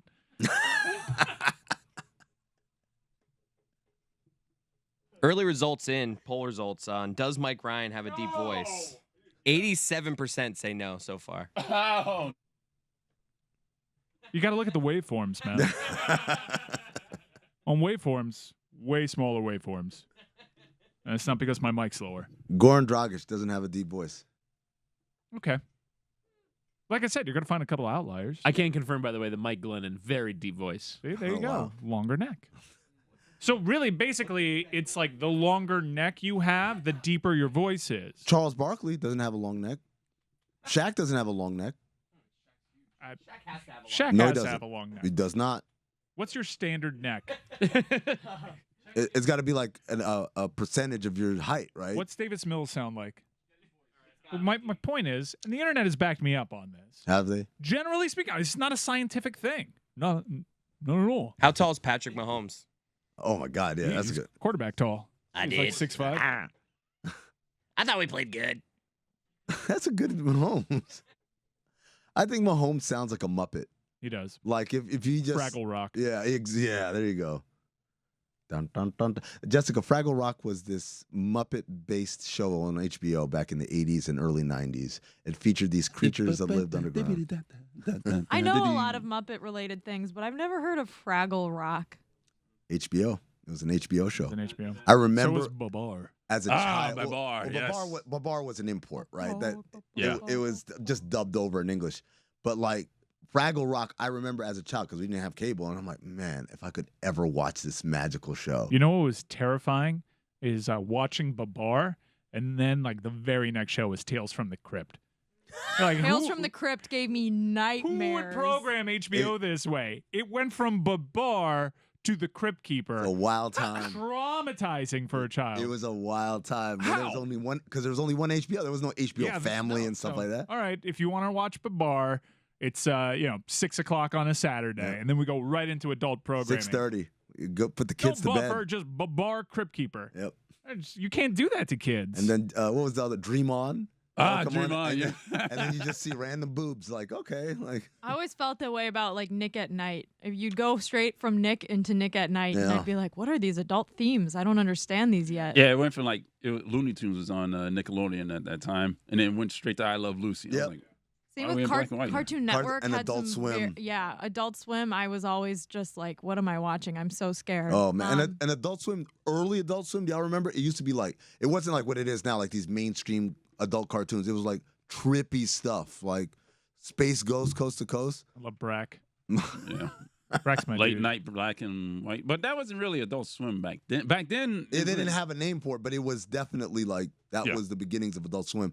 Toon They- Heads. Yeah. They have Space Ghost was great. They had like 7 animations in the can for Space Yes. Ghost. Yes. C Lab was another one. Oh, I love C-Lab, C-Lab. yeah. I like Harvey Birdman. Harvey Attorney at Yeah. Law. I'm excited for the She-Hulk Attorney at Law. Have you guys seen their marketing they've been doing for She-Hulk? On benches. Yeah, they've been doing like attorney. Right, but now they have like the ads that are like injury attorney ads, but it's like I've She-Hulk. seen some ads for it. It seemed like people were kind of making fun of it though. Like, does it look like it's gonna be good? Yeah, well, I mean, the initial CGI on the trailer was terrible, and they've since like touched it up some. Cat's terrible, or how terrible? are nothing Cats? ever approaches Cat's terrible. Cat's terrible was a good way to dub like the initial She-Hulk reaction, and it's since gotten a little She bit was better. the Hulk, but with human hands. Was he? No, that was what happened in Cats. Oh, They were cats, but they had fingies. oh man. Phobe. Yeah, it was a hard phobe. That, by the I way. couldn't make it through 20 minutes of that movie. You know Agility. yeah. Yeah, you had to. I had to. By the way, you know what the most shocking piece of trivia is that they CGI'd what's the guy Jason Derulo's penis out. Yes. Apparently, he had a bulge, and so they had to CGI it out. So it Because just they didn't want the cat to have a dick. Yes, an under the skin dick. What is the movie that has been the toughest watch for you for Cinephobe, where it's like, I don't think I can do this. I don't think I can get to the end of this movie. There was one that we just did. One I know off the rip. Always. Jupiter Ascending. That movie's. That one's so bad. It's so long and it's so bad. But we did one recently where I told them like this might be the first movie where I just don't. Oh, Suburban Commando. What? Hogan, huh? You don't just stick around for the Undertaker? I mean, I eventually toughed it out. I was having a bad day, and I'm watching. I'm like, you know what? I'm just not going to do I went to the theaters for Suburban So Commando. did Zach. Yeah, I remember that. Well, you were a kid, though. I mean, I was a wrestling fan. Yeah, like it had like it was. This was just plain bad. It wasn't even funny bad. It was just bad. And then, like, I woke up the next day and I said, all right, let me give it another try. And I did it with a little bit more mirth, a little bit more of a you know, love a good mirth. Yeah, nothing better than a good mirth. Yeah, and I got through it, but it was a slog either way. I mean, it's a terrible movie, man. There's some really bad older movies, really bad. There's In some really retrospect, bad newer movies. I know that the new movies are bad, but even so, like the pacing in the newer movies, like it just feels like you can get through a bad movie quicker nowadays. Yeah, I'm trying. I've got like Master of Disguise was a bad one. Oh Jesus! Oh, I liked that movie as a kid. Zookeeper, Jack and Jill. Pacino, ass off or on? In Jack and Jill, ass off. He won it. He won the award. Spoiler alert. Go catch that on Cinephobe episode 1. Oh no, that was. Oh no, you can't catch that one. That was a special edition. Oh, maybe it'll be Patreon. Might be re-released. Might be re-released at some point. Rewatching Annals. In the League of Extraordinary Gentlemen. That one, the premise behind that, there was a comic book, right? Yes. It was a bunch of heroes from literature. Yes. Yeah, it was like Captain Ahab like and Mr. Dr. Hyde. Jekyll and Mr. Hyde and Billy the Kid and they all just go around solving crimes, I guess. Phobe. Yes, I mean it was a red sweep, so yes. Oh, That's My Boy with Adam Sandler and Andy Samberg. Never saw it. Oh, painful because it's for 2.5 hours. For 2.5 or whatever it was. They trust me. They could get to whether or not that was his boy in under 2.5 hours. How many Sandler movies did you guys do? We've done 116 minutes for That's My Boy. It better be. We did Grown Ups 2. We did That's My Boy. We did Jack and Jill. We still haven't done Sandler Month. Sandman Month is coming soon. And ironically, I have a movie that I think I'm going to file. What, Little Nicky? No. That God, movie's no. bad. Yeah. I mean, No, he's not doing that. He's doing something like this. I hate Adam Sandler. Chris Cote likes Little Nicky. Why? Is it because of Dan Marino? Because it's terrible. It's just one of those ones. It's just ridiculous. There's only one that's like, I'm like, this is legitimately, I enjoy it. Click? No. Hell no. No. It's going too far. No. No, it's, You Don't Mess with the Zohan. Oh, movie no. stinks. No. I'm not gonna give away why because I'm saving it for the episode, the eventual episode. But there's a reason why I like that movie, and it's not what anyone thinks.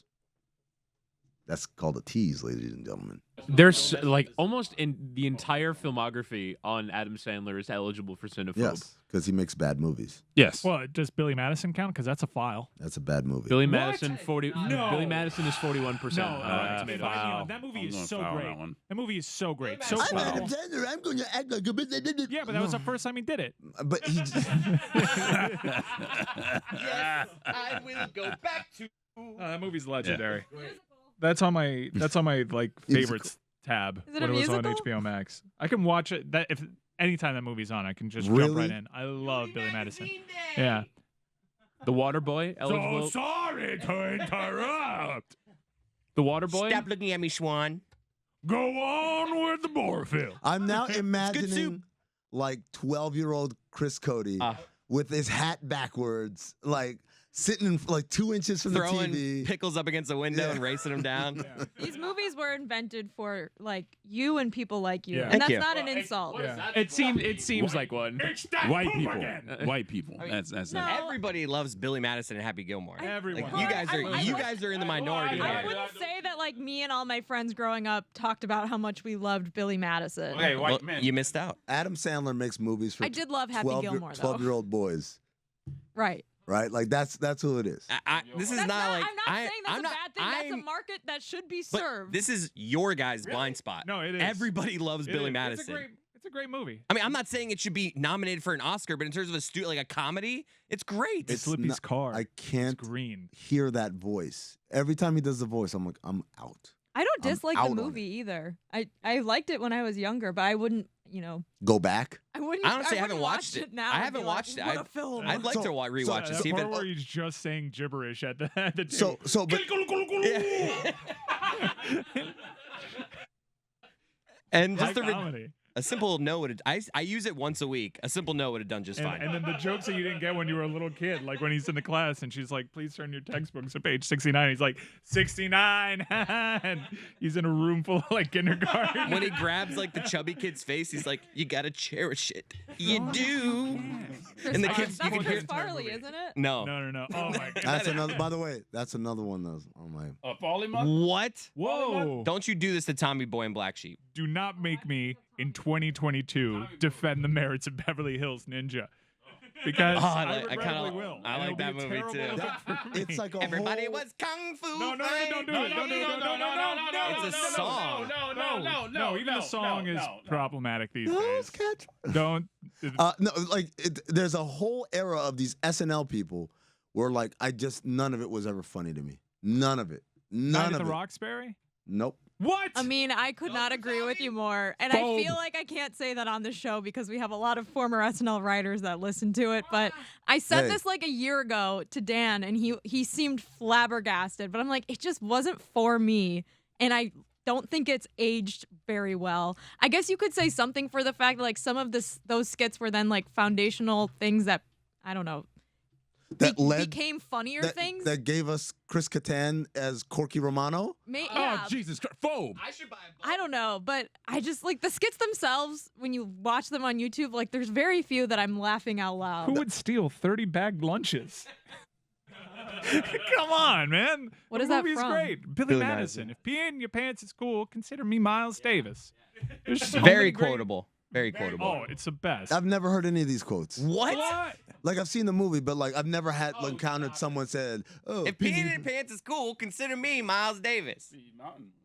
No, I know. Yeah, you just repeated it again. But he did it with a voice, Yeah, which is the You key are- to every Adam Sandler movie is to do it with a voice. That is the single dumbest thing I've ever heard. You are awarded no points. I And may like- God have mercy That on one- your I that do one like I've heard. that. I I've do heard- quote that often. I have- had that's that a in an quote. You never F1 got- minute That's earlier a simple this no would have Good. done just fine. Yeah. That's a quote. Come on.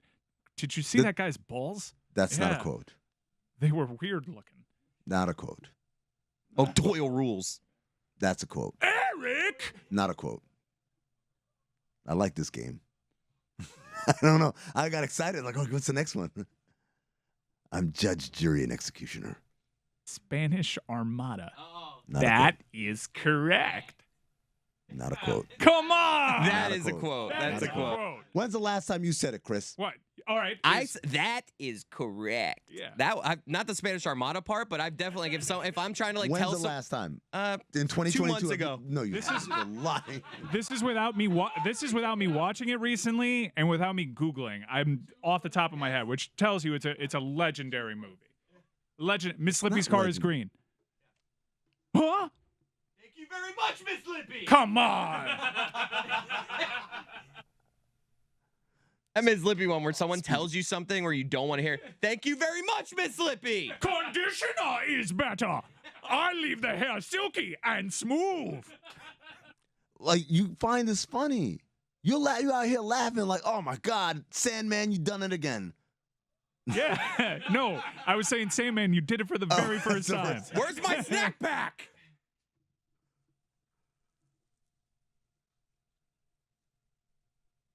Right? Or do we need more? We need more here? I thought it was a natural end. I mean, I did so many. You've never like sat on the hood of your car like Billy Madison with your REO Speedwagon t-shirt? No. There's so many great moments in that movie. Group watch. Dude, every single one of his movies is a thumbs down. You would absolutely The file one- it. the If you one- watched it again, The one that came. Punch Drunk Love. That wasn't really. That's not a Happy Madison. First of all, like he was just an actor. It wasn't his movie, right? That's number one, right? Okay. Billy You could tell. Madison's No, I one know of my, because like, Rob Schneider wasn't 30 in it. favorite Oh, movies. Jesus Christ. Billy Madison's one of my 30 favorite movies.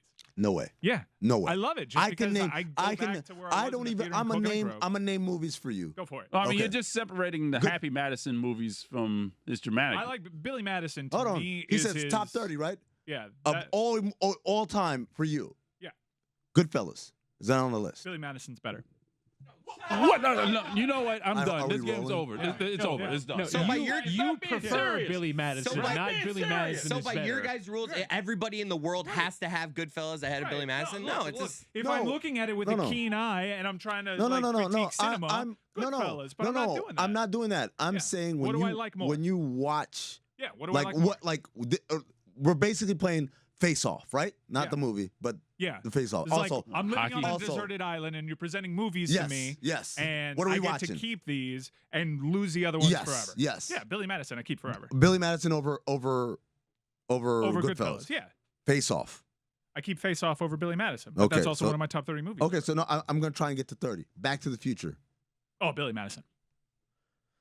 Indiana Jones. Billy Madison. Any of the Indiana Jones Billy movies. Oh, any of them? Any of them? No. I'm just saying, Harrison Ford. Pick one of Billy them. Madison Okay. over any Harrison Ford vehicle, Any including Air Force One. even American Graffiti? Yeah. None of the Star Wars. Oh, none, of None of Star Billy Wars. Madison over every single Star Wars ever made. Lord of the Rings. Easy. Billy. Superbad.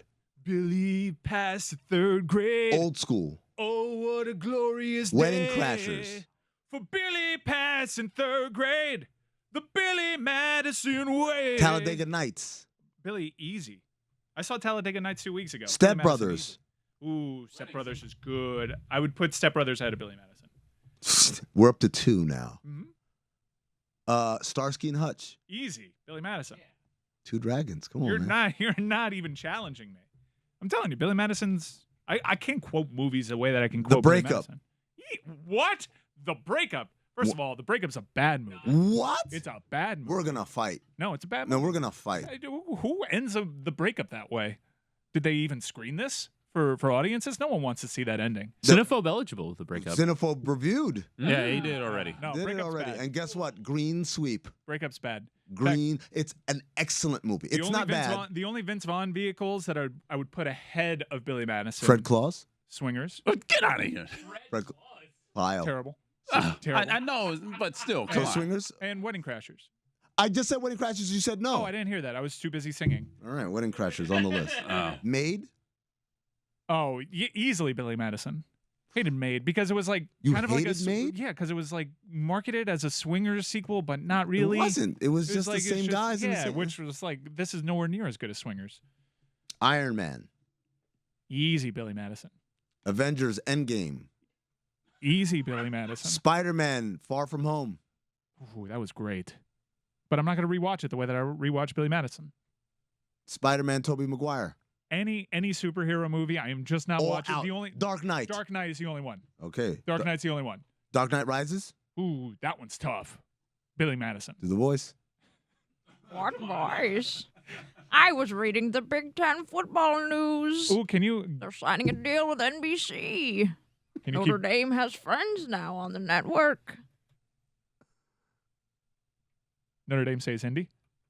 I think Notre Dame will remain independent until the next college football playoff format is announced, and maybe until the end of their next NBC contract if they can't get more than $75 million. I need the part where his voice goes high for some reason. That's my favorite part of the Bane. Like, the corrupt. Yeah, I gotta say, like Jess has made me look back on Dark Knight Rises even more fondly. Hey, here you want a hot take? Dark Knight Rises better than Dark Knight. It is a hot take. Better than hot. There's better. Because Bane is such a good villain, and he's so weird. Yes. Why does he have a mask? Why does he walk like this? Tom Hardy is kind of hot too, even though you can only see his head from the eyeballs up. And they were doing a lot of the Antonio Davis and Mean tricks with Tom Hardy and Christian Bale. Yes, absolutely. So many of those perspective tricks. TNT every 3 weeks it feels like they just play all the Christopher Nolan Batmans back to back, and there I am just sitting on my couch through all the commercials.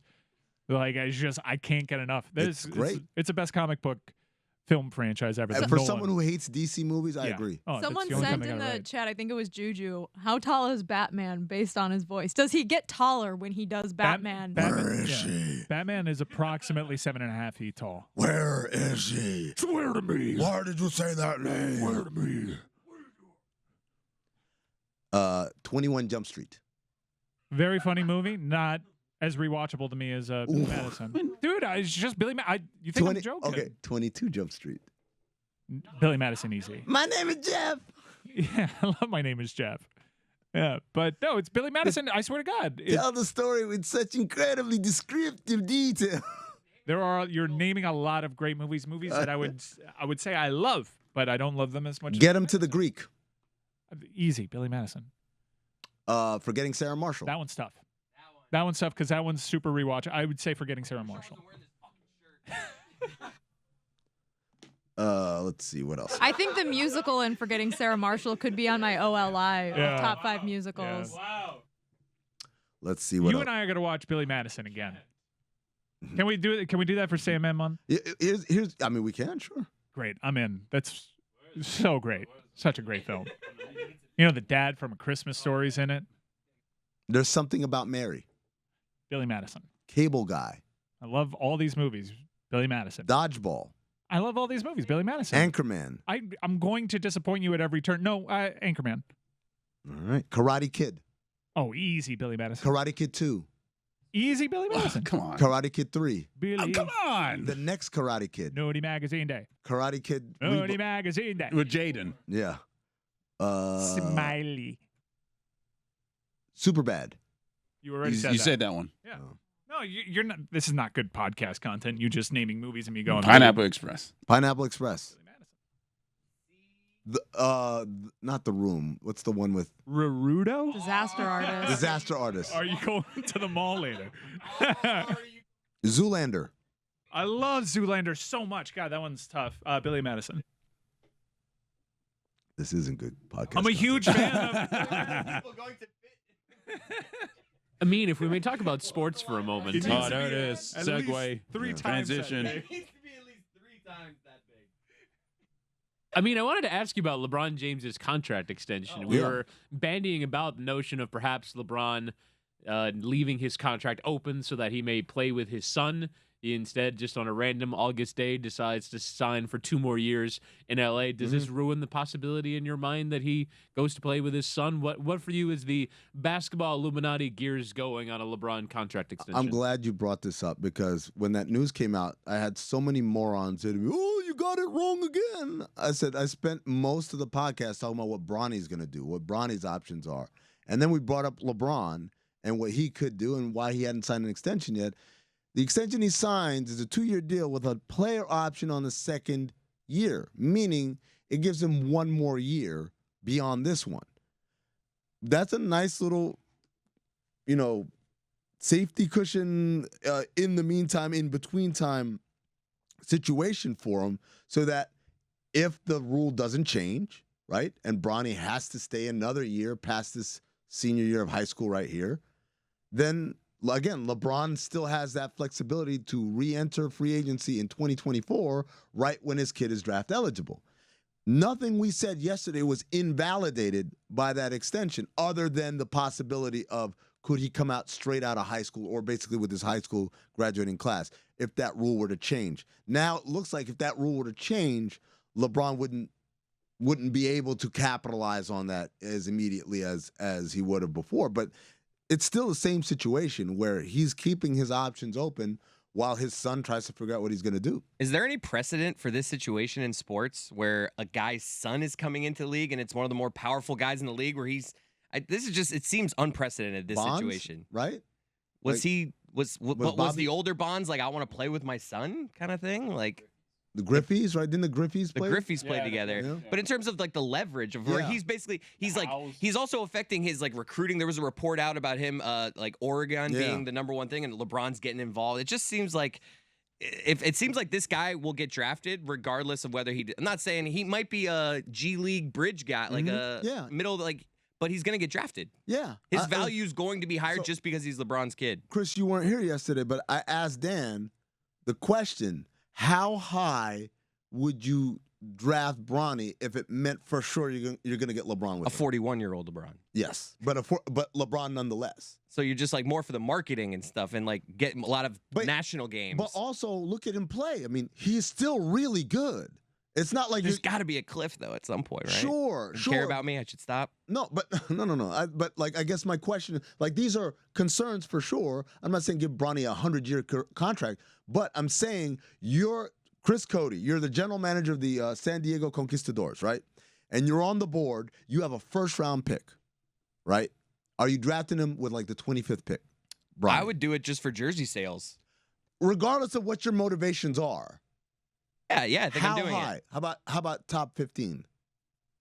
Now that's about where that's where it becomes interesting. Like in the 20s, it's like, yeah, everyone would agree like a 20th pick is the value is there to just risk it. But like if it's a top 12th pick, that's See, when I asked Zach this question, Zach's like, I wouldn't do a first round pick. And I'm like, you're wildin'. Like, if I have the 29th pick, you're not gonna take Bronny if it means I'm gonna get LeBron for 2 years?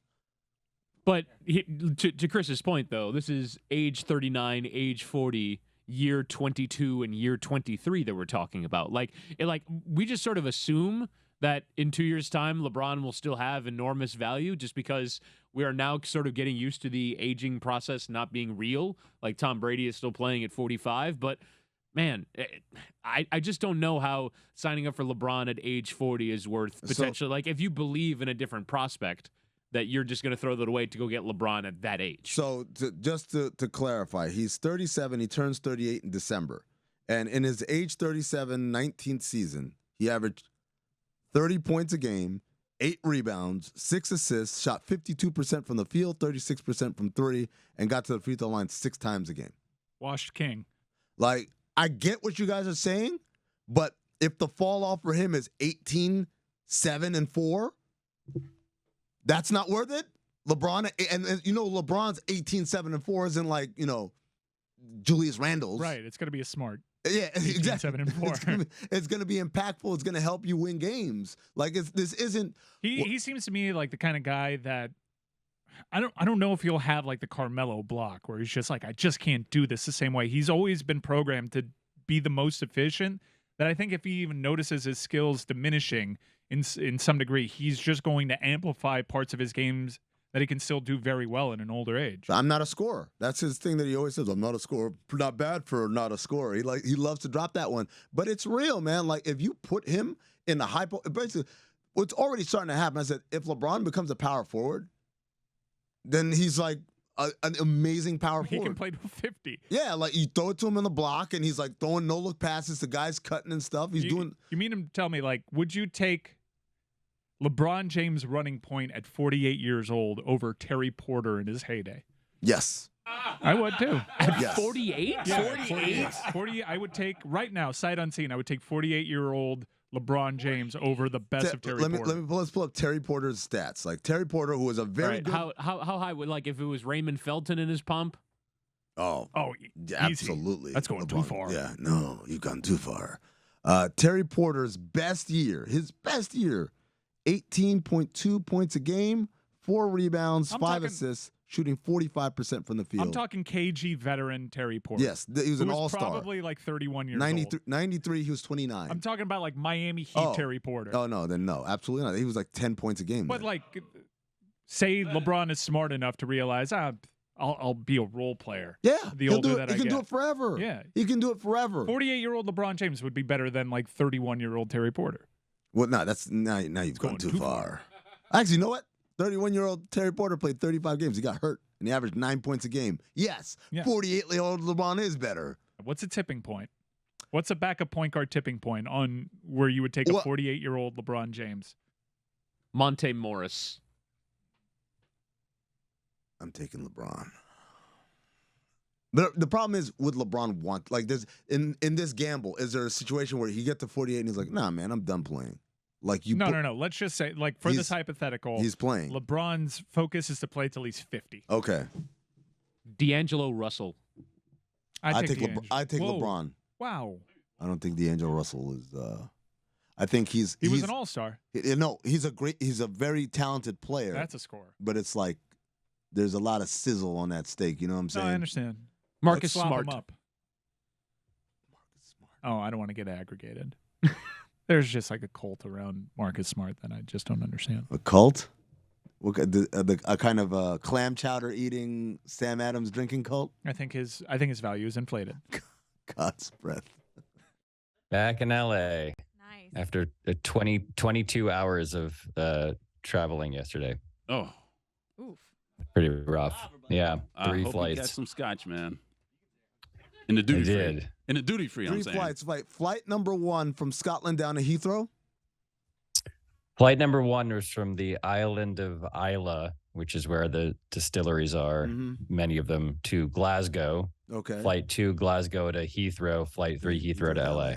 I submit to you, Heathrow to LA is so bad of a flight, I'd rather break it up. I'd rather go Heathrow to JFK and then JFK to LAX. I think that on the way back, I prefer to do it all in one move because you leave at like 4 in the afternoon and you land at like 7 at night. Right. And if you can just stay awake, then you can collapse at 9 and sleep through the night. On the way there, I think it's better to go to JFK from LA at least. It's better to go to JFK first and adjust to New York and then take the like 6.5 hour flight to London or Paris. I did or the wherever you're opposite going. of that the last time I flew like a long haul flight. I just wanted to get where I was going. And then on the way back, I was like, I'm going to take my time. Break this up a little bit. All right. I don't get jet lag. What? I don't get jet lag at all. What do you mean you don't get jet lag? I just don't get jet Everybody lag. gets jet lag. I don't Maybe get you're jet just lag. always jet lagged. Or maybe I'm just walking around life You just permanently always jet feel like lagged. shit all the Yeah, time and you that's think a it's good point. normal. You have to be strategic in order to avoid jet lag. Like when you get to like I remember once doing the red eye into London, and you fight like hell to stay up until like 7:30, so you can have a reasonable like it's all about the first night when you go to sleep, so you can adjust to the new time, and then jet lag is over. Pretty much. But I don't have to fight like hell. I'll be And tired. London's only 5 hours from here. What's that? London's only 5 hours. Well, not from here. From JFK, it's 5 hours. From here, it's more. Oh, I meant the times change. Oh, yes. Yes. Sorry. My mistake. Yeah, it's not bad. It's not bad going over there from the East Coast. It's bad coming back to the West Coast. That's brutal. It just I've found that there's a point in a flight when it's longer than 5 hours that my body's like, we got to go. We got to do something. I can't watch any more movies. I can't watch any more TV. I can't play any more games. I've read all the books. I've slept all the sleep. I've done it all. Eaten. There's nothing left for me to do other than to just grab a parachute and land wherever in the middle of the cornfield. DB Cooper. Yeah, you ate all the snacks too quickly. You got to ration the snacks out. Hey, Mike Schur, is Billy Madison funny? The answer's right there. I think that I'm a little too old, frankly, to have latched onto the Sandler oeuvre. Like I was like every comedy writer, not every comedy writer, many comedy writers who were like 5 to 10 years younger than me. Sandler's their god. Like Andy Samberg, like Sandler is his god. No, that's too and bad. he's like 4 years younger or 5 years younger than me. And I think I was just too old. It wasn't quite hitting me at adolescence, you know? And as a result, that's never been my thing. Like he's an undeniably funny person, but those movies, I just kind of missed those movies. All of them. Billy Madison, Happy Gilmore, like Big Daddy, all the like his entire oeuvre. His good ones. What just wasn't my thing. Yeah, Amin is old So, too, so he doesn't like them either. And I found that like there's a range from people from like their maybe early 30s to mid 30s or late 30s that were in that perfect sweet spot of Billy Madison and it's Happy like Gilmore. for me that was like I'm older, so for me that was like Monty Python and like early Woody Allen movies or whatever. And people who are older than I am look at those things and are like, why? I don't understand why you think this is funny. I think it's like the thing about SNL casts. If anybody ever says, you know what the best cast of SNL was, they will inevitably then name the cast that was on the show when they were 13 years old, because that's when they discovered the show and discovered comedy. So like everybody insists that their favorite cast was the funniest cast, and it's literally just the cast from when they were between 13 and 14 or 13 and 15 years old. They talk about this with music also, that like the music that from your high school age is the music that embeds itself in your mind, And for the rest of time, that's what you compare everything against. You say, these guys nowadays, this isn't music. I'll tell you what music is. And inevitably, the songs and the artists that you're going to name are going to be the ones from when you were in high school. You were a sophomore in high school. Yeah. I have tried so hard to get my kids into like Nirvana, and they're just so uninterested. Could not be less interested. It's funny, Mike, because that happens to me with music with my kids, and I don't know what sonically they're hearing that makes them say, I don't like that, right? When I'm like, this is timeless, no, but they don't like it. But then on the flip side, my kids just recently discovered Fresh Prince of Bel-Air. I didn't introduce it to them. I don't know how they did, but they found it on HBO Max, and they're like, this show is amazing. And so you as a content creator, how often are you thinking about, this is something that's going to stand the test of time versus this is something I just think is really good? Never. I mean, in terms of the things that I'm working on, are you saying? Yes. Never. Like the idea that you would ever think to yourself, like, I'm writing for the ages or something, like, forget it. Like, you can't, Parks and Rec, you knew. No. No one knows. And the idea that you would ever have that as a goal, I don't even know what you would do differently. You know what I mean? Like, it's not like you don't think like, well, I could write it this way, or I could try to make it last forever and write it this way. Yeah. It's like you just make what you make and you hope for the best. My kids recently discovered like everything that they discover is from TikTok, or at least my son. My son's 14. Everything that he gets into from TikTok. But like recently there was that thing of where the Minions movie came out, and he was like, hey, I want to go see the Minions movie. And I was thinking to myself, like, he's 14. He's like a little old to go see the Minions movie. And I was like, all right, man, sure, go ahead. And he was like, yeah, but I want to wear a suit. And I was like, suit? What? Oh my God. Yeah. And it turns out that this thing started happening on TikTok where kids were dressing up in suits to go to the Minions movie. I can't Like, believe it your like kid a was bit. one of the Minion suit kids. That's amazing. Well, he wasn't, because I didn't know what was going on, but I was like, I don't know what this is, but I don't like it. And you're not wearing a suit. Like, this feels like a... Oh my God. You wouldn't let him have the clout? No. Please, Mike. No, because I was like, this feels like a cult thing. Like this is the first step on a path that leads you to be like the guys from Clockwork Orange. Do you want to really? Or like in reference. God's breath, yeah. Yeah, like I don't want you joining God's breath. Like I don't want David anywhere near you. So I said no. But like that's like the idea that you would ever be able to anticipate, like that Minions movie made 40% more money than it was probably going to, because a bunch of kids started wearing suits from TikTok and going to that movie, semi-ironically. So like how is anyone supposed to anticipate the way that people consume content? Forget it. It's impossible. I wouldn't want my content to be consumed like that. I'm like, you know what? Never mind. Keep the money. I don't want people ironically consuming. I think your tune would change very quickly if you were writing a movie like that. You'd be like, I don't care. Sure, have them wear suits, have them go naked. Who cares what they're doing as long as they're buying tickets? All right, Mike, we've done too much nonsense here. You're here to do a stat of the day. Let's do a stat of the day. Start of the day, start of the day. It is your start of the day. Start of the day, start of the day. It is your start of the day. Start of the day, start of the day. It is your start of the day. Start of the day, start of the day. It is the start of the day.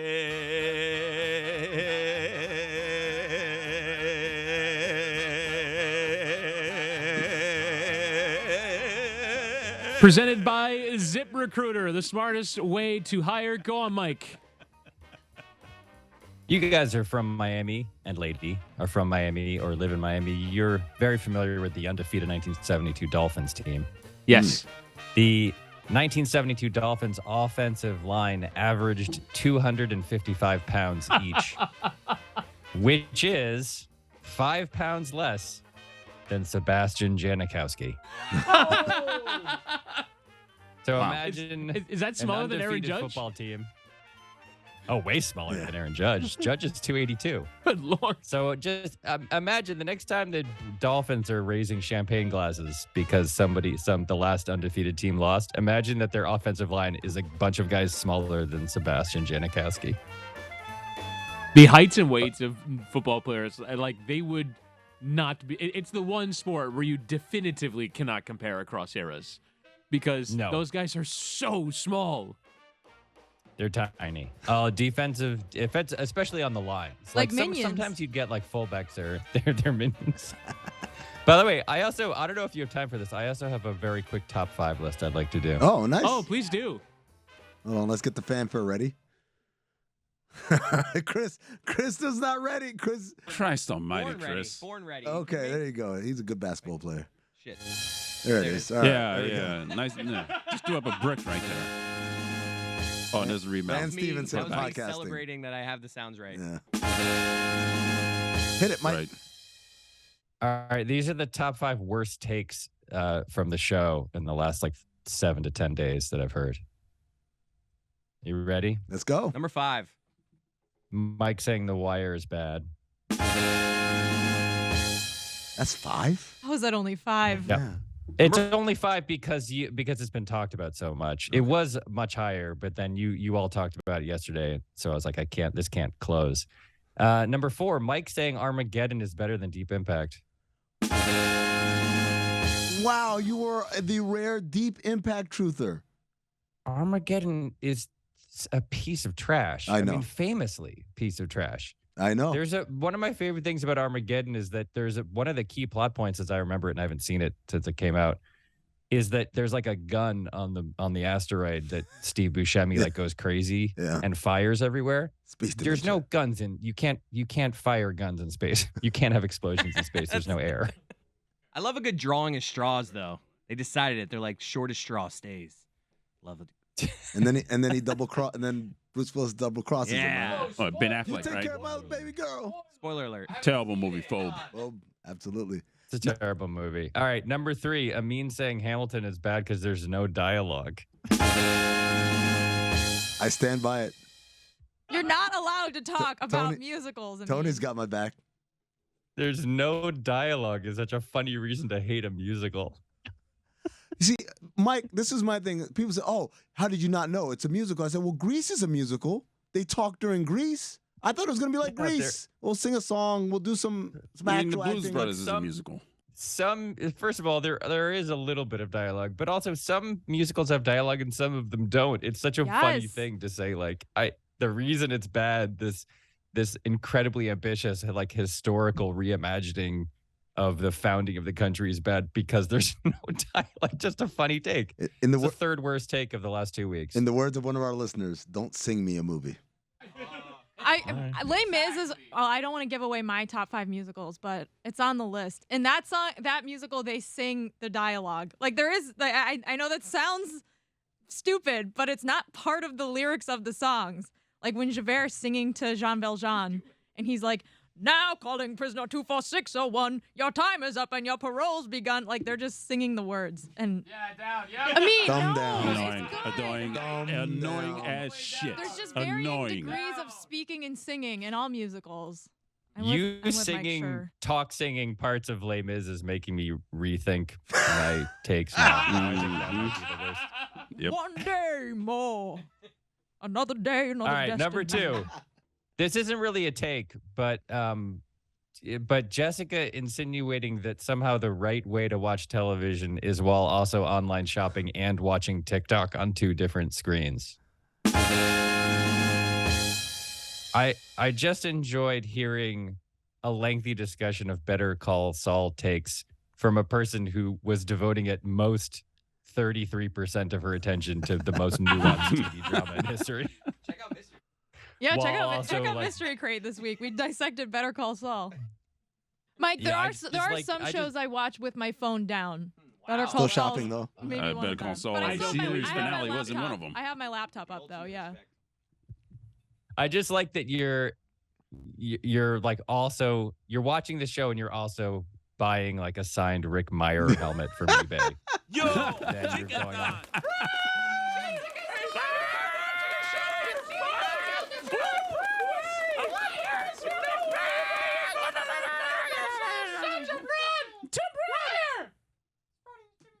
The chickens. All are right, back. and the number one bad take for the last week was Amin telling me to keep my third eye open because LeBron hadn't signed an extension yet, and then like 3 hours later, LeBron signed an All right, that extension with the wasn't- Lakers.